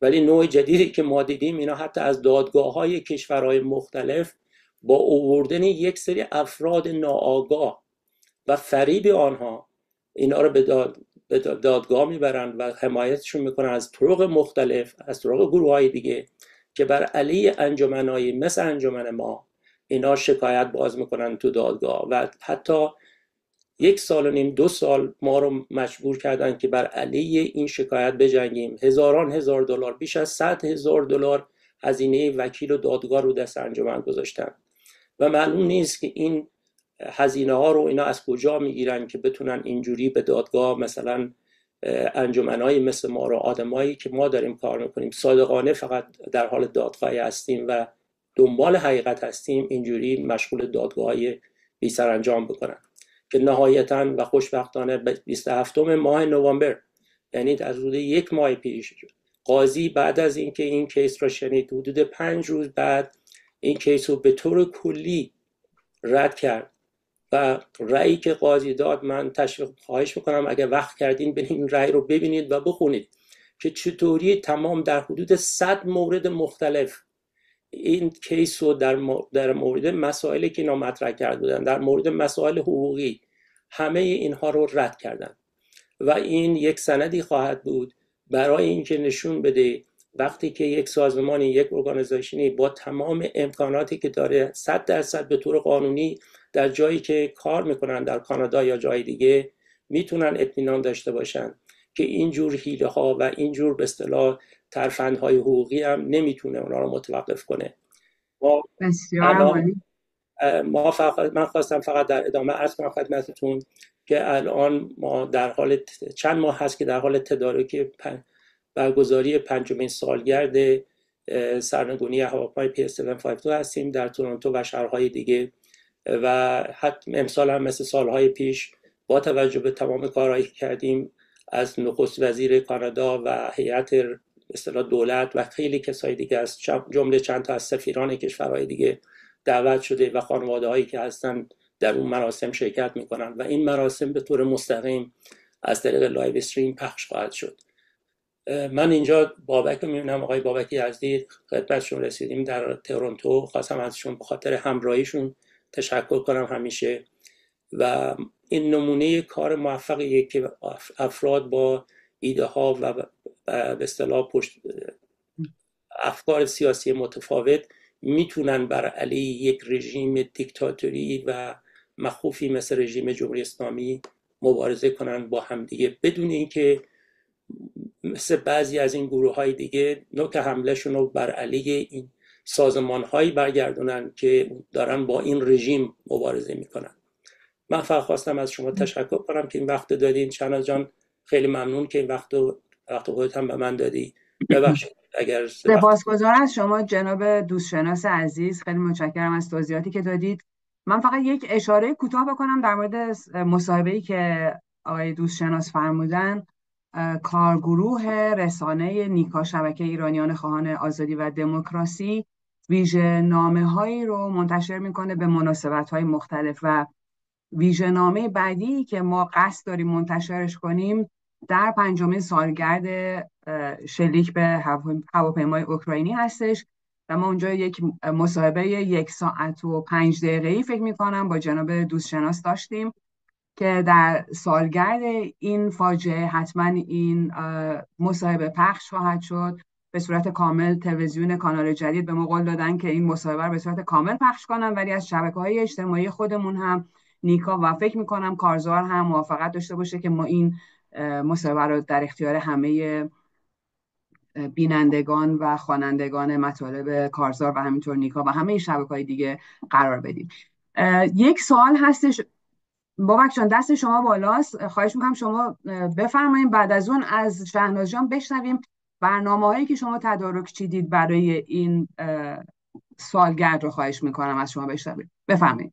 بله، منم درود میگم به کوروش عزیز، شهناز عزیز، خوشحالم که مهمان ما هستن و خواستم بگم که تورنتو رو شهناز جان احتمالاً میگه تورنتو 2 تا برنامه هست. یه برنامه روز سه‌شنبه هفتم هست در پارک یونیتی که نزدیکای ریچموند سنتر هست. دوستانی که این برنامه رو میشنون حتما تشریف بیارم، عمومی هست و پابلیک هست، آزاد است، همه میتونن شرکت کنن. روز بعدم که اشاره کردن کوروش جان توی لایو پخش میشه، ولی چون مهمانان زیاد هستن جا برای همه نیستش، کسانی که ثبت نام کردن شرکت میکنن. ولی روز سه‌شنبه رو من پیشنهاد میکنم همه دوستانی که این برنامه رو گوش میکنن به اطلاع دیگران هم برسونن و توی جمع بزرگ انجمن شرکت کنن. خیلی ممنون. مرسی از توضیحاتتون. شهناز جان خواهش میکنم بفرمایید.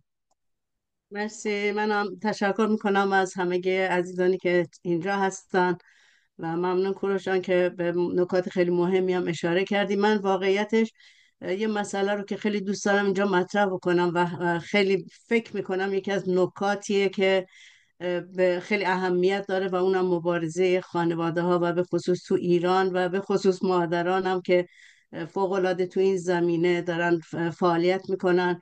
و یکی از راههایی که یعنی که از اهداف انجمن که زنده نگه داشتن یاد و خاطرات این جانباختگان هست توسط گروهی که به عنوان گروه کمیته خاطر نویسی یا کارگاه خاطر نویسی در انجمن هست که در اونجا خاطرات نوشته میشه و حاصل این کارگاه های خاطر نویسی که علیه فراموشی هست تا الان 3 تا کتابیه که منتشر شده و من حالا توجه همه رو جلب میکنم به اینکه این کتاب ها رو حتما بخونین.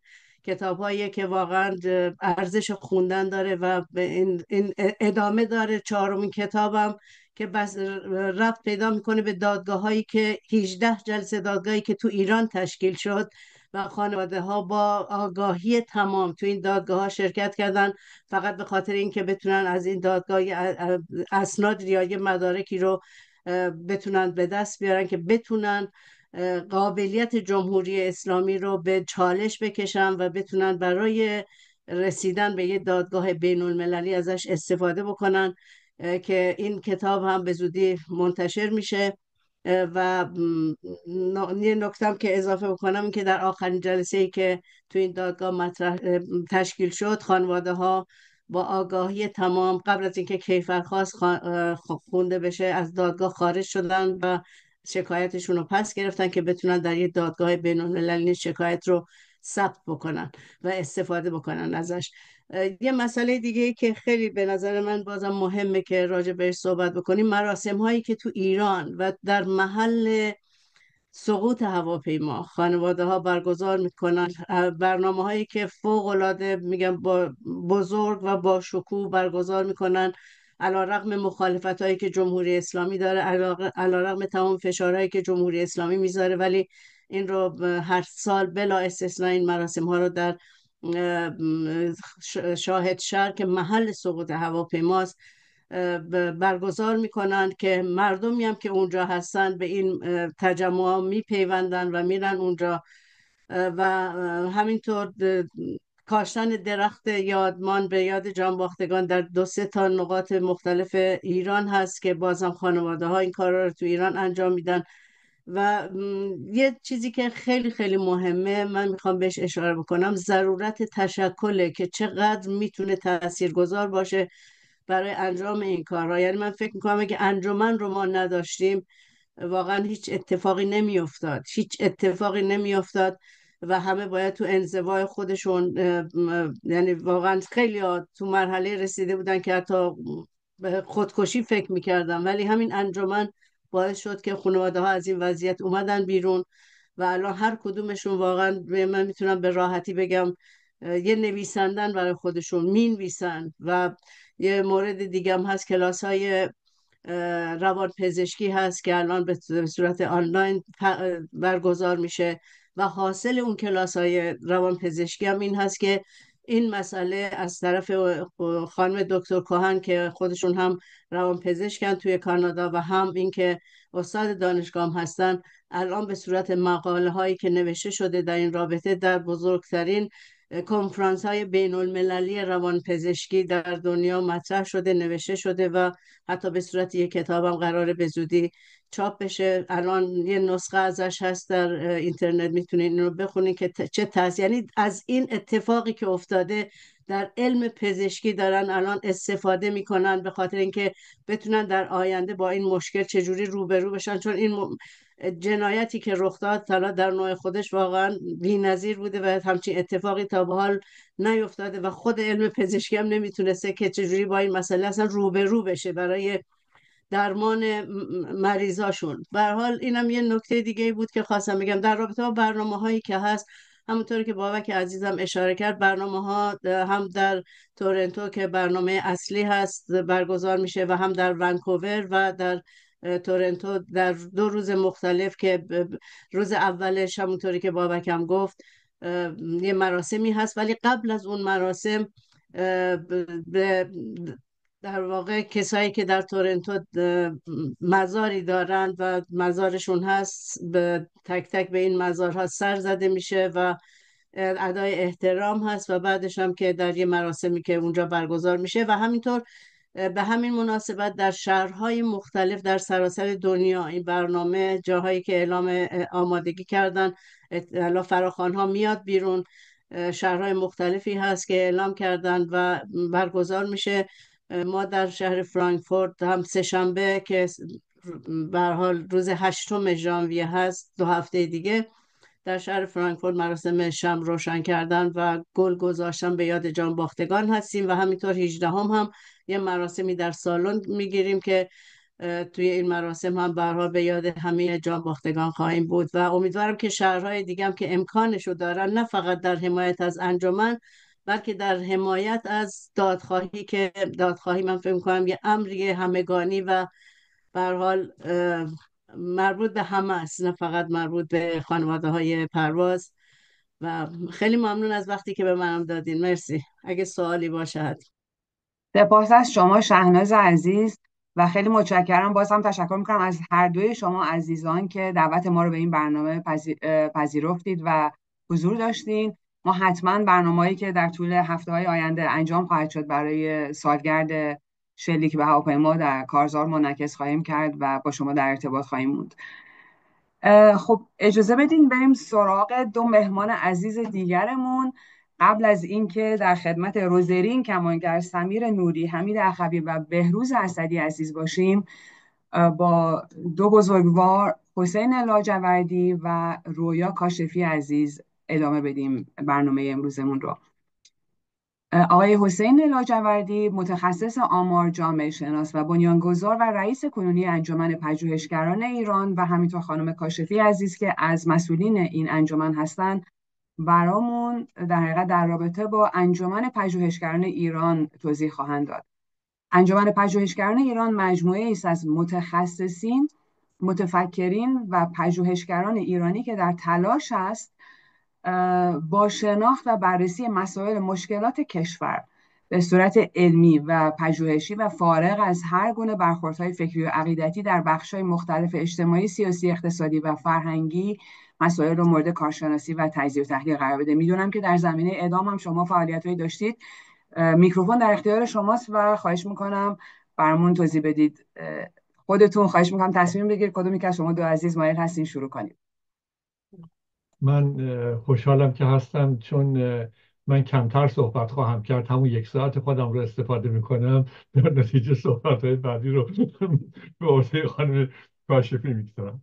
حضورتون عرض شود که در مرحله اول ممنونم از این دعوتی که کردید. خوشحالم خدمت شما و همه دوستان هستین و همه مخاطبین با ارزشی که این برنامه رو حالا یا بعدها دنبال میکنن.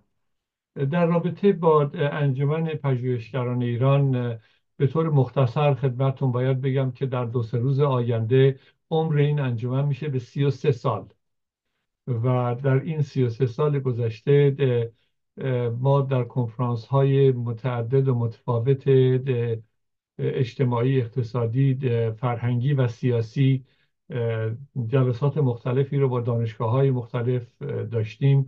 بیشترینش در دانشگاه لندن و دانشگاه های امریکا هم بوده و اشاره بکنم که در این 33 سال با وجود مشکلات عدیده مالی که داشتیم حدود 16-17 جلد کتاب چاپ شده، همه در رابطه با امروز و فردای ایران و آینده ایران و نگرانی برای بچه های ایران.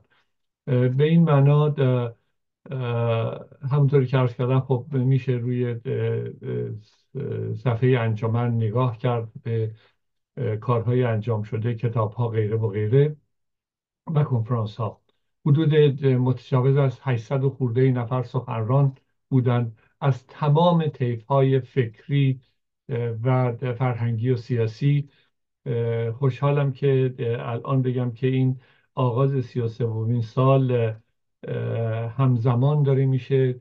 در آخر ماه فوریه کنفرانس بزرگی با همکاری دانشگاه سوربن در پاریس انجام خواهد شد تحت عنوان کارنامه 45 ساله جمهوری اسلامی و زن، زندگی، آزادی. در همین زمینه کتابی رو منتشر کردیم در رابطه با زن، زندگی، آزادی، به این معنا که برخلاف همه با تلاش هایی که کردن ولی به طور عمیق به ریشه یابی پرداخته نشده، ما سعی کردیم که یک کار تطبیقی رو انجام بدیم. به این معنا که 25 سال پیش یک کار تحقیقی انجام دادیم در رابطه با هویت ایرانی. این رو 15 سال بعد تکرار کردیم.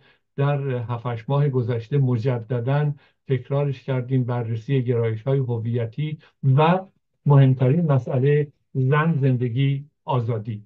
و به این معنا این کتابی که منتشر شده نشون بدم اینجا. این کتاب 230 صفحه است و 150 جدول آماری و گرافیک توشه از حدود 800 جدولی که ما در آوردیم در این بررسی. دلایل عدم حضور کلیه اقشار اجتماعی رو در جامعه ایران بررسی کردیم که چرا همه دنبال زن، زندگی، آزادی نیامدند.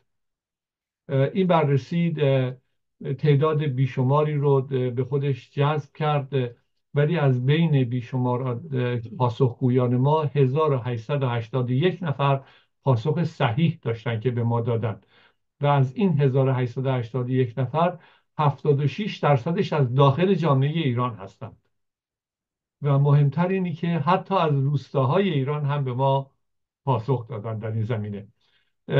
به سرعت خدمتتون عرض کنم که چند ویژگی مهم این بررسی داشته.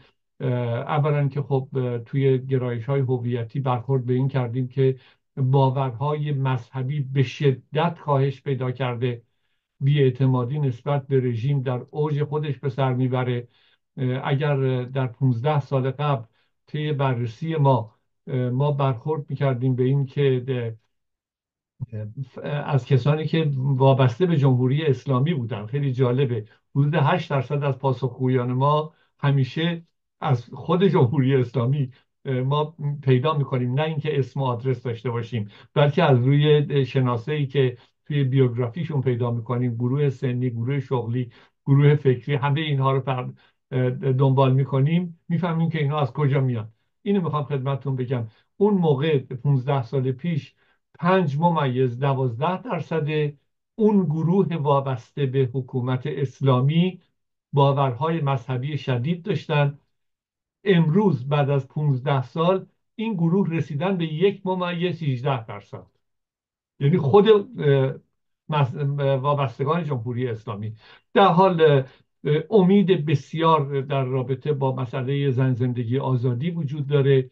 جامعه به طرف یک گرایش دموکراتیک داره حرکت میکنه. برای آزادی و برابری بسیار توی این کتاب ما، تحقیق ما، نکات متعدد و متفاوتی وجود داره که میتونه در اختیار پژوهشگران، مسئولین سازمانهای سیاسی، حزبی، همه اینا قرار بگیره. این تا اینجای قضیه فقط اون نکته رو که عرض کردم که در رابطه با آخر ماه فوریه در دانشگاه سوربن هست. یک روز این اختصاص داره به دادخواهی و این بحث دادخواهی به صورت گسترده، همونطوری که کارشناسای سازمان ملل ما در این کنفرانس های قبلی هم حضور داشتن، اونجا هم حضور پیدا خواهند کرد و امیدوار هستیم که بتونیم که با دعوت از همگان، کسانی که آسیب دیدگان این جامعه هستن و دادخواهی دارن، استفاده بکنیم. برگردم به اعدام. به سرعت خدمتتون بگم که ما از 27 سال پیش در رابطه با اعدام شروع به کار کردیم. در اون موقع پرسشنامه هایی رو درست کرده بودیم، در اختیار چند کشور قرار دادیم که دوستانمون در جاهای مختلف رفتن و اینها رو تکمیل کردن و در اختیار ما گذاشتن. طبیعتاً میتونم این رو خدمتتون عرض بکنم که اون زمان شاید این درصدی که در حال حاضر ما مشاهده میکنیم امروز به این شدت در راه مبارزه با اعدام هستند، اون زمان اینطور نبوده. ولی از سال 2009 که در سال 2009 ما 2 تا کنفرانس در رابطه با اعدام داشتیم، یکی در کلن، یکی 2014 ببخشید 2009 یکی بود، 2014 2 تای دیگه بود که یکیش در کلن بود، یکیش در دانشگاه UCLA کالیفرنیا بود و 4مینش در فلورانس ایتالیا بود در سال گذشته. که در این مجموعه اولین کتابی که چاپ شده تحت عنوان، همینطوری که ملاحظه میکنید، حق حیات و کیفر مرگ، در اینجا حدود 40 نفر از تمام طبقات اجتماعی سیاسی ایران حضور داشتند، به اضافه تعدادی از کارشناسان بین‌المللی. کتاب بعدی در همین محدوده شاید در 2-3 هفته آینده به چاپ برسه که باز مجموعه این تلاش ها برای مسئله اعدامه. در اونجا آقای جاوید رحمان توی فلورانس خیلی خیلی شرکت فعال داشت و همچنان در کنفرانس آخر فوریه هم حضور خواهد داشت و 2 گزارشگر قبلی هم باز حضور خواهند داشت به اضافه گزارشگر مخصوص اعدام. من ساعت رو نمیتونم ببینم الان، ولی بله دیدم. به سرعت بگم خدمتون، قطعنامه‌ای داده شده در رابطه با اعدام. من فقط چند خط از این رو با توجه به 1 دقیقه‌ای که فرصت دارم بخونم که شاید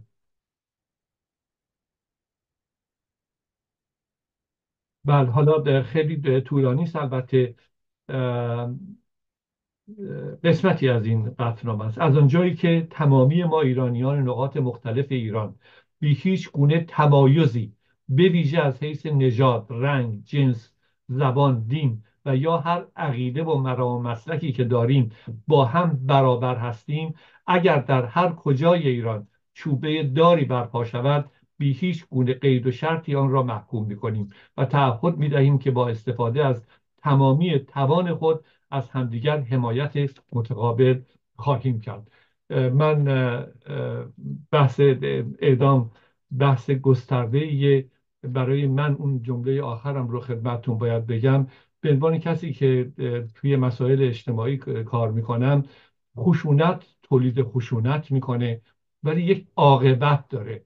اون عاقبت ناهنجاری های اجتماعی و آسیب های اجتماعی که در دراز مدت روی بچه های ما میتونه باقی بمونه و به این معنا محکوم کردن اعدام یک بخش آینده نگری در این زمینه، بخش بسیار بسیار مهمتریه که باید بهش توجه کرد. بسیار سپاسگزارم از وقتی که برای من داشت. سپاسگزار از توضیحات خیلی خوبتون و من خودم به عنوان یک کارشناس ارشد آمار متاسفم که 33 سال همکاری با شما رو از دست دادم و خیلی خوشحالم که الان در جمع ما هستین و امیدوارم که کارزار بتونه با شما کنار همدیگه بتونیم فعالیت‌های بهتر و مفیدتری همچنان در رابطه با مبارزه با اعدام انجام بدیم. خانم کاشفی عزیز، خوش آمد به شما و از شما میشنویم. ممنونم از دعوتتون. من کمی سرما خوردم، اگه عطسه و سرفه کردم از حالا پیشا پیش پوزش میخوام. دکتر لاجوردی در این رابطه کلی در رابطه با فعالیت انجمن گفتن، من میخوام نگاه خاص داشته باشم به روند این 4 کنفرانس اعدام و نظرسنجی که داشتیم در رابطه با اعدام. براتون یه ریز بیشتر بگم که فعالیت های ما به چه ترتیب بوده. همونطور که گفتند، من سرپرست کمیته حقوق بشر انجمن پژوهشگران هستم، بنابراین مسئولیتم کمی توی این کنفرانس ها گسترده تر بوده از دیگر کنفرانس هایی که الزاماً حقوق بشری نبوده. سال 2009 که اولین کنفرانس اضطراری بود که ما گذاشته بودیم، یکی از اولین نشستایی بودش که تحت عنوان حق حیات و کیفر مرگ ما برگزار میکنیم، به این معنا که حق حیات در جمهوری اسلامی نقض میشه و فقط اعدام نیستش. قوانینی که هست اجازه کشتار و قتل رو هم میده، مثل قتل‌های ناموسی و دیگر اتفاقاتی که میفته که حالا بعداً بیشتر به اون میپردازم. بنابراین اولین نشست ما تحت عنوان تزلزل رژیم جمهوری اسلامی و گسترش خشونت و اعدام بود که این درست بعد از اون خشونت تابستون جنبش سبز بود. یعنی ما دیدیم اون خشونتی که اون تابستون داشت و مثل این دفعه که با زن زندگی تجربه کردیم، بازداشت ها، زندانی ها و اعدام ها اون موقع هم زیاد بود و ما این نشست اضطراری رو اون موقع داشتیم. نشست دوممون برای سال 2014 بود که در آلمان برگزار شد و برای انجام اون کنفرانس ما تصمیم گرفتیم که یک نظرسنجی هم انجام بدیم که بتونیم یه ریز مشخصتر و دقیقتر بپردازیم به کاری که میخواهیم بکنیم. سخنرانان بسیار زیادی داشتیم که از داخل ایران به ما پیوستند، مقاله فرستادند، حمایت کردند، فیلم فرستادند. سخنران داشتیم بین المللی برای اون کنفرانس و نکته ویژه اون کنفرانس آسیب شناسی دلایل ارتکاب جرم در ایران بود و اینکه برای چند جرم در ایران استفاده از مجازات مرگ هست و بعد بحث قصاص که فرقش چیز دیگریه. نظرسنجی رو که داشتیم نتایج خیلی جالبی رو به ما داد، چون در مجموع پاسخ دهنده ها مخالف اعدام بودند ولی برای بعضی جرایم موافق با اعدام بودند و اون جرایم اون موقع که گفتن و ما حالا این رو بگم که ما این نظرسنجی رو به احتمال خیلی زیاد در سال آینده با همکاری گزارشگر ویژه سازمان ملل که در رابطه با ایران تازه آمده، خانم دکتر مایساتو که تخصصش روی مسئله اعدامه، به احتمال خیلی زیاد با ایشون تکرار خواهیم کرد با تمرکزی که او هم میخواد روی سوالهای غیر دموگرافیک داشته باشه انجام بدیم. برای تجاوز و برای جرائمی که به آزار و اذیت کودک منجر میشد، افکار عمومی که به ما اون موقع پاسخ داده بود موافق مجازات اعدام بود و دیگه مجازاتی رو که میگفتن جرمی که براش مجازات اعدام میتونه پاسخگو باشه مواد مخدر بود که این مال سال 2014 است، ولی میبینیم که به هر حال با آگاهی و فرهنگسازی که شده در طول این 10 سال دیدگاه عمومی عوض شده. توی اون کنفرانس ما یک فیلمی رو نشون دادیم که صبا واصفی درست کرده بود، دلم را به خاک نسپار، که صبا توی این فیلمش گفتگو داشت با 3 تا محکوم به اعدام، محکوم به قصاص که در اون لحظه اجرای حکم بخشوده شده بودند که یکی از اونها علی مهین ترابی بود که ما توی کنفرانس با علی مهین ترابی هم صحبت کردیم به عنوان یک جوانی که از مرگ نجات پیدا کرده بود و بعد مشکلات روحی روانی که این جوان داشت به دلیل سالهای بسیار طولانی که در زندان هر لحظه منتظر اجرای حکمش بود و این نبودش که فقط جونش اون لحظه بهش برگردونده شده، ولی به عنوان یک فردی که زنده بود خیلی مشکل داشت برای برگشتن به جامعه و اینا همه چیزهایی بود که بسیار مهم موقعی که ما میخوایم برای فرهنگ سازی و برای نگاه به آینده کشورمون قدم برداریم. محکوم کردن اعدام به عنوان مجازات مرگ به عنوان ابزار سرکوب و خفقان و ایجاد رعب و وحشت در جامعه یکی از اون نکات کلیدی بود که باز توی کنفرانس دوم ما بهش توجه شد و بعد برای کنفرانس خیلی جالب بود که از زندانهای داخل ایران مطلع شده بودند که ما این کنفرانس رو داریم انجام میدیم. 20 زندانی اهل سنت که حکم اعدام داشتند پرونده هاشون رو برای ما فرستادند که ما به نهادهای بین المللی از طرف اونها ارائه دادیم. متاسفانه اکثریت این 20 نفر در طول این سالها اعدام شدند و همینطور رامین حسین پناهی، اون موقع امجد برادرش توی کنفرانس بود و رامین هنوز با ما بود و رامین از داخل زندان به ما وصل شد و از داخل زندان با ما صحبت کرد که متاسفانه رامین هم اعدام شد و همینطور مهوش الاسفند اونجا بود که 2 تا پسرش اعدام شده بودند و از به عنوان یک مادر که یک سازمانی رو بنیاد گذاشته بود مادران علیه اعدام برای ما صحبت کرد و از تجربه اون لحظه‌ای که عزیزاش رو پیکر این 2 پسرش رو تحویل گرفته بود. این فیلم ها و این گفتگوها در کنار صحبت هایی بودش که 33 سخنران هم ما داشتیم که مقدار زیادی از مقالات اونها توی این کتاب دوم ما چاپ شد.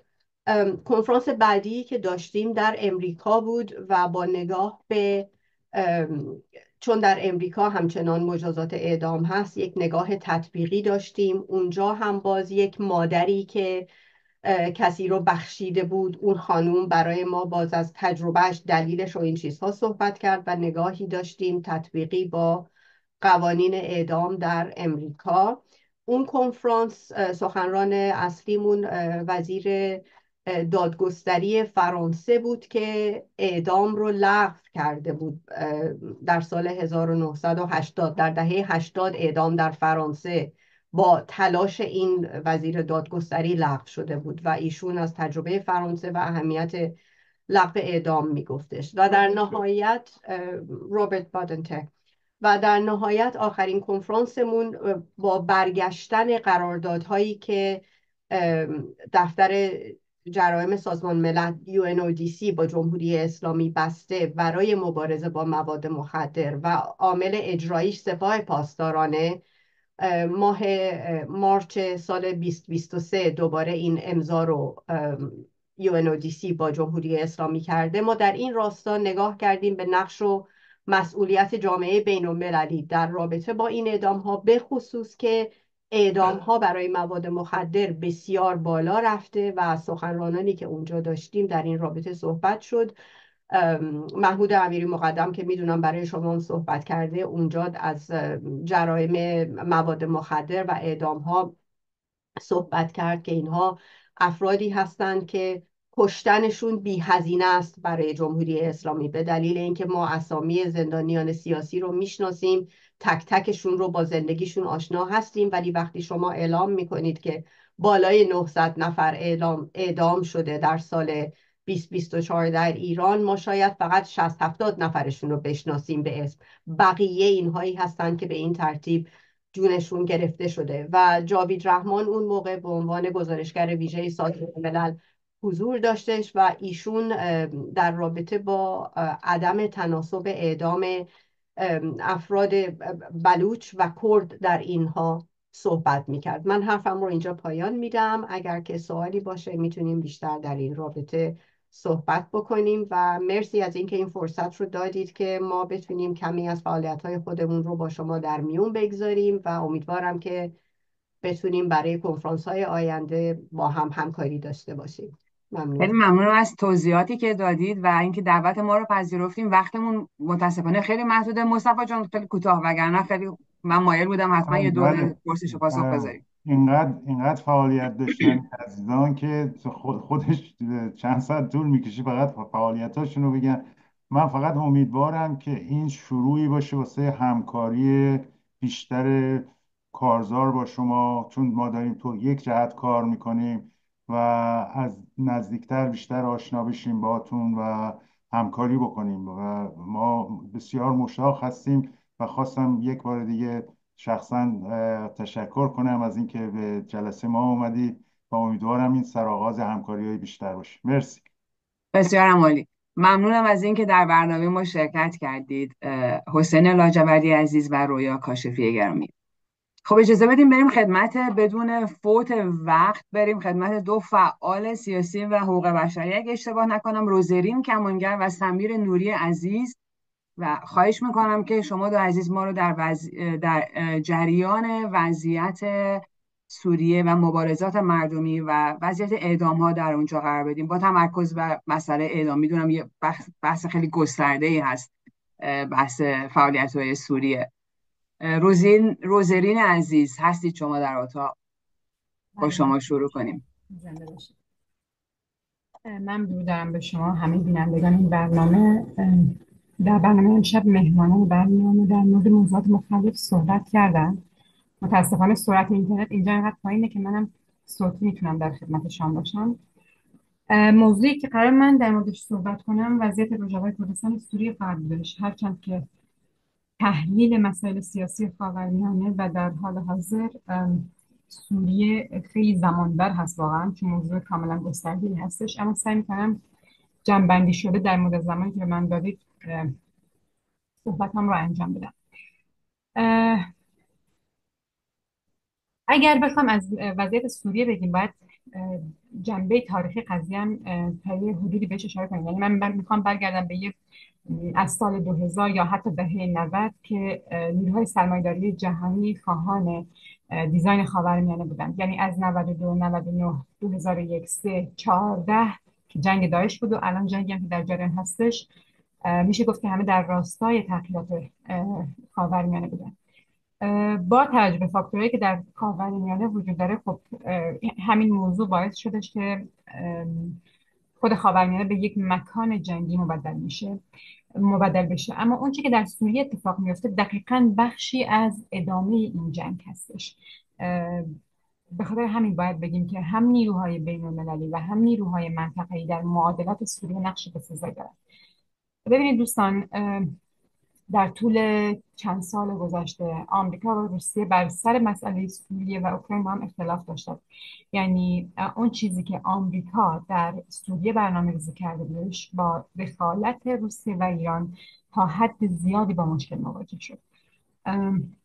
به خاطر همین ما دیدیم که آمریکا به طور مستمر موضوع سوریه رو به حالت تعلیق در می‌آوردش. اما بعد از جنگ غزه و لبنان کاملا روشن بود که دیگه قصد آغاز یک مداخله جدید در خاورمیانه از سوی آمریکا وجود داره. اما شاید این سوال برای عزیزانی که دارن به ما گوش میدن به وجود بیاد که این مداخلات چه ویژگی هایی داره. در طول اون چیزی که اتفاق افتاد در سوریه، میتونم این رو بگم، شاید ببینید که آمریکا مستقیما مداخله نکرد. یعنی این بار از طریق نیروی اسرائیل وارد قضیه شد. آمریکا اسرائیل رو حمایت کرد و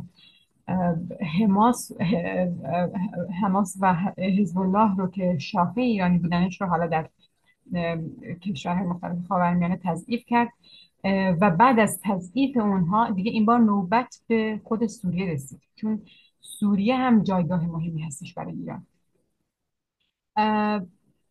به همین خاطر بودش که در همین راستا خود آمریکا و انگلیس سالها، یعنی مدت‌ها بود که داشتن تلاش میکردن که تحریر شام رو در معادلات سوریه کاملا قانونی نشون بدن. گام‌های زیادی هم در این زمینه برداشتن. مثلا در حوزه رسانه تلاش کردن که یه ظاهر مدرن بدن به تحریر شام. این کار رو چند سال قبل برای طالبان کردن. یعنی هم آمریکا، بریتانیا، فرانسه در افغانستان این کار رو انجام دادن. جنگ رو تا یه مرحله پیش بردن، بعد از اون دیگه یه وقفه‌ای دادن به جنگ و خود طالبان رژیم کردن. تصور میشه که این کار رو بخوان انجام بدن کنترل شده در خود سوریه هم. ببینید با اعلان آتش بس در لبنان مداخله در سوریه خیلی خیلی سریع شروع شد. شهر حلبی که در تمام جنگ داخلی قابل اشغال نبودش در طول 3 روز اشغال شد. خب از یه طرف هم حزب الله و ایران در لبنان و سوریه به شدت تحت تاثیر حملات هوایی اسرائیل قرار گرفتن و با شکست مواجه شدن و از یه طرف هم اینطور تصور میشه که آمریکا محتملا به مقامات روسیه این پیشنهاد رو داده که خب سوریه رو به من بسپرین، اون چیزی که در اوکراین رو شما اشغال کردین یعنی برای شما باشه و اینطور با زلنسکی آتش بس رو و صلح رو برقرار کنید. تصور میشه که بخوان مسئله سوریه و اوکراین رو تا یه حدی و یا تا یه سطحی تا قبل از 20 ماه یک تا حدودی حل کنن. به خاطر همین بود که اگه توجه کرده باشین پوتین نیروهای خودش رو در میدان جنگ با تحریر شام خارج کرد. نقش ترکیه در این وسط خیلی مهم هست. ببینید از 2011 فکر میکنم بهتر بر تحلیل بهتر باید بهش اشاره کنیم که نقش بسیار مهمی به ترکیه داده شد. ترکیه شد پناهگاه و مسیر اصلی جبهه نصره و یه زمینه رو برای ورود داعش به خاک سوریه هم به وجود آورد. اگرچه خود نیروهای سرمایه‌داری جهانی نادیده گرفتن این موضوع، اما خود ترکیه با همه امکانات و فرصت‌هایی که بهش داده شد نتونست که از طریق داعش سوریه رو اشغال و تجزیه بکنه. در کنار تمام این موضوعاتی که بهش اشاره کردم و واقعا معذرت میخوام که خیلی سریع دارم به همه چی اشاره میکنم، چون میخوام به این موضوع برسم که در کنار همه سیاست‌های دولی اون چیزی که مانع بسیار مهمی بودش که همه برنامه‌های نیروهای اقتدارگرا در خاورمیانه و به ویژه این بخش از کردستان عملی نشه، مقاومتی هستش که ملت کرد آزادیخواه در اونجا با تکیه بر یک فکر و فلسفه خاصی دارن پیروی میکنن. ببینید از جنگ داعش به بعد تا به امروزش ما مشاهده میکنیم که زنان و همه خلق‌های روژاوا، حالا نه فقط خلق کرد، آنهایی که پیرو این فکر و فلسفه فکر سوم هستند و به مدرنیته دموکراتیک اعتقاد دارن، باور دارن که مقاومت زندگی هستش و الان در این سینه سوخته خاورمیانه که همه به عنوان یک مکان تاریک دارن بهش نگاه میکنن، به یک نقطه روشنی بخش مبدل شدن. اما درسته این جنگ برای خود روژاوا ناخواسته بودش، اما در این جنگ ناخواسته این دفاع و این توان دفاع از خود توان دفاعی مردم خیلی مهم هستش از چند جنبه که تیتروار بهش اشاره میکنم. یک، گذار از ناسیونالیسم در اونجا صورت گرفته و اصرار بر همزیستی مسالمت‌آمیز خلق‌ها وجود داره. 2، پیشاهنگی زنان در منطقه مبارزه با جنسیت‌گرایی خیلی مطرح هست.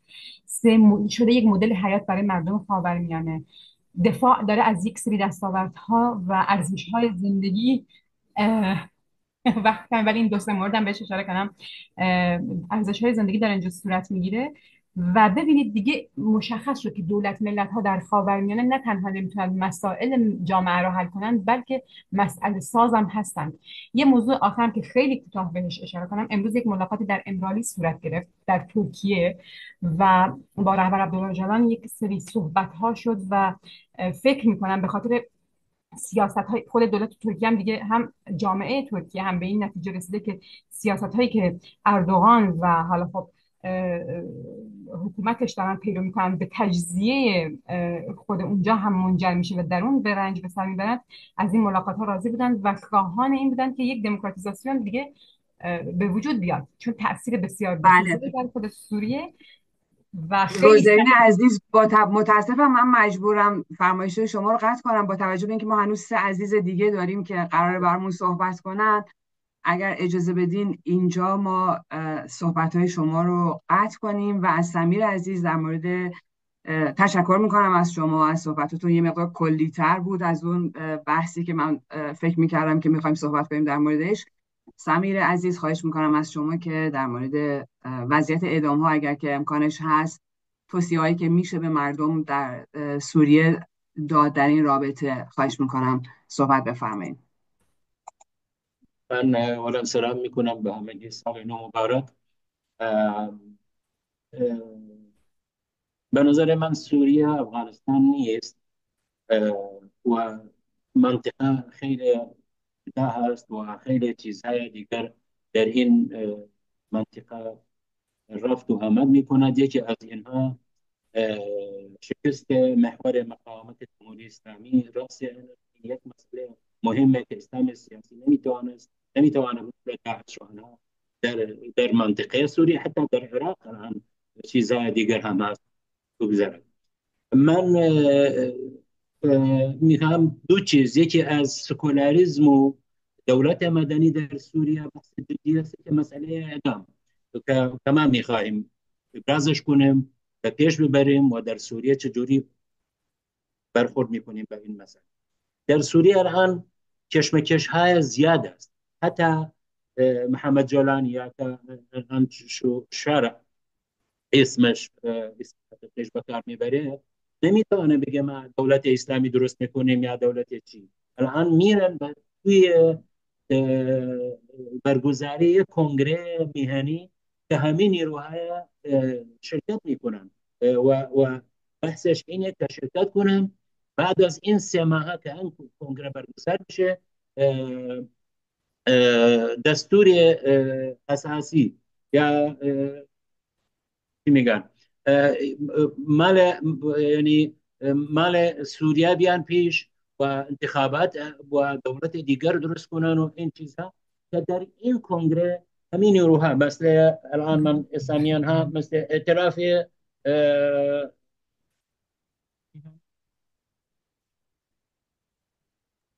سمیر جان میوت شدی. سمیر جان صدای شما دیگه نمیاد با اینکه میوت نیستید. بله. اوکی. من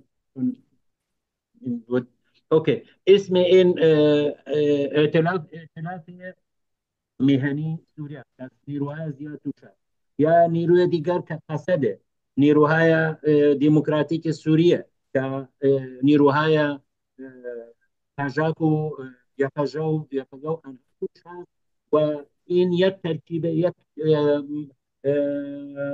کردها سوریه ترکمنها اما اینا همه توش هستن. از طرف دیگر نیروهای مثل که نزدیک ترکیه هستن سپاه آزادی فکر می‌کنم سوریه. کیفیت صدای شما یه مقدار ضعیفه. اگر که نزدیکتر بشید به میکروفونتون چون خیلی مفهوم نیست فرمایش‌های شما. اوکی الان نزدیکتر میکنم خوبتر باشه.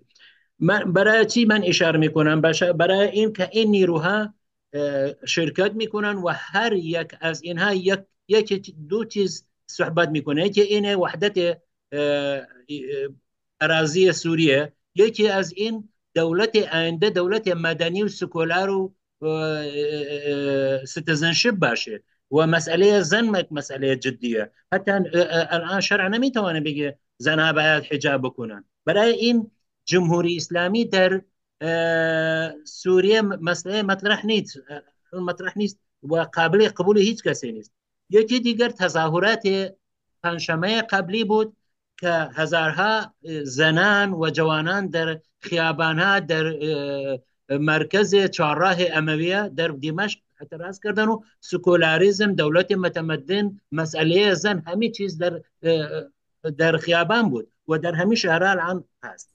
این من یک مسئله که طرف سوریه به نظر من آسان نمیره به طرف اسلامی ها بتوانن این کار کنن. حتی به وجود دولت ترکیه که خودشان میخواهن امپراتوریت عثمانی و آنها بیارن اردوغان، حتی به وجود آنها نمیتوانن این کار بکنن. و در سوریه نیروهای قبلی مال 2011 یک بهار عربی که 2011 الان این نیروها همه زنده آمدن، بخششان از زندان آمدن بیرون، بخششان خارج کشور که نزدیک 13 میلیون آدم سوری در خارج الان برمیگردن به سوریه. این یکی دیگر من میرم سر اعدام نمیخواهم، چون این جلسه مال اعدامه. ببین مسئله اعدام در دنیا به پایین میره از روی شماره کشورهای که لغو اعدام میکنن، ولی وقتی میاد شماره اعدام ها زیاد میشه و کرو این مسئله اگر منحنى درست کنی کروش بالا میره. برای چی؟ چون در ایران، در سوریه، در عراق، در سعودیه، یعنی خاورمیانه که مردم ها زیادتر اعدام ها بجز از چاینا، هم صین، بجز از آنها اکثرا اعدام ها در این منطقه سوریه که از این کشور است. دولت اسد به نظر من دولت اسد یک دیکتاتوری علیه مردمی بود، ولی شرکاش جمهوری اسلامی کشانه و حزب الله دو میشانه و روسیه هم شریک از سرکوب مردم ایران و اعدام های سوریه. انا اگر محاکمه جهانی بشه، به نظر من جمهوری اسلامی و حزب الله باید در لیست ان محاکمه بشون برای این اعدام ها، ام انسان کشی ها، این نسل کشی ها که در سوریه هست. الان همین دنیا میبینه چی کردن آنها. صدها هزار آدم کشتن، چی اعدام کردن، چی زندان ها بین بردن. این یکی دیگر مسئله الان چجوری برخورد کردن به مسئله اعدام ها و مسئله گرتن و شکنجه و این چیزها. الان اگر ببینی در خیابان های سوریه، من چند بار دیدم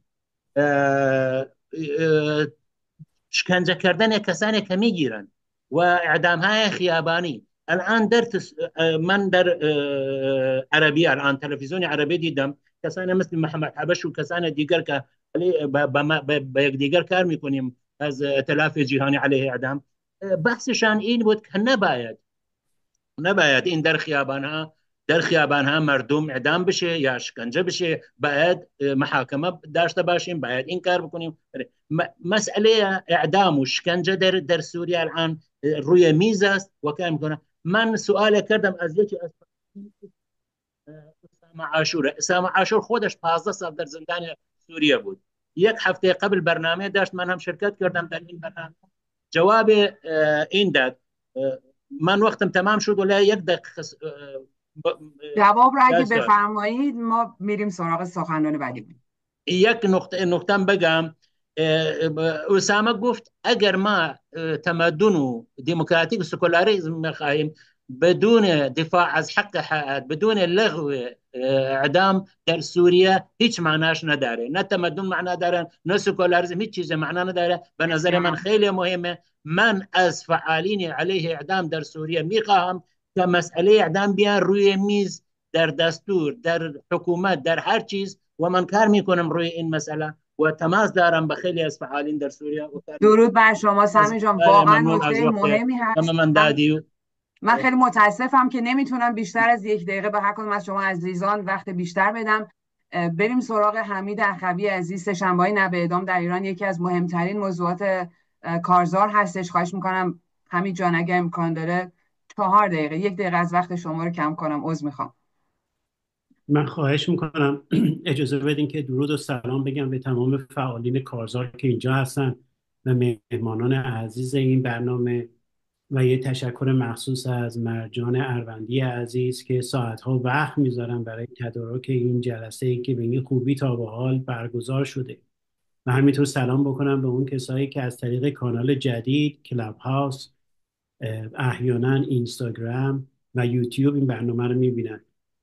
من خیلی سریع میگم، صحبتایی که میخواستم بکنم رو هیچ کوتاه نمیکنم، فقط زمانشو میارم پایین.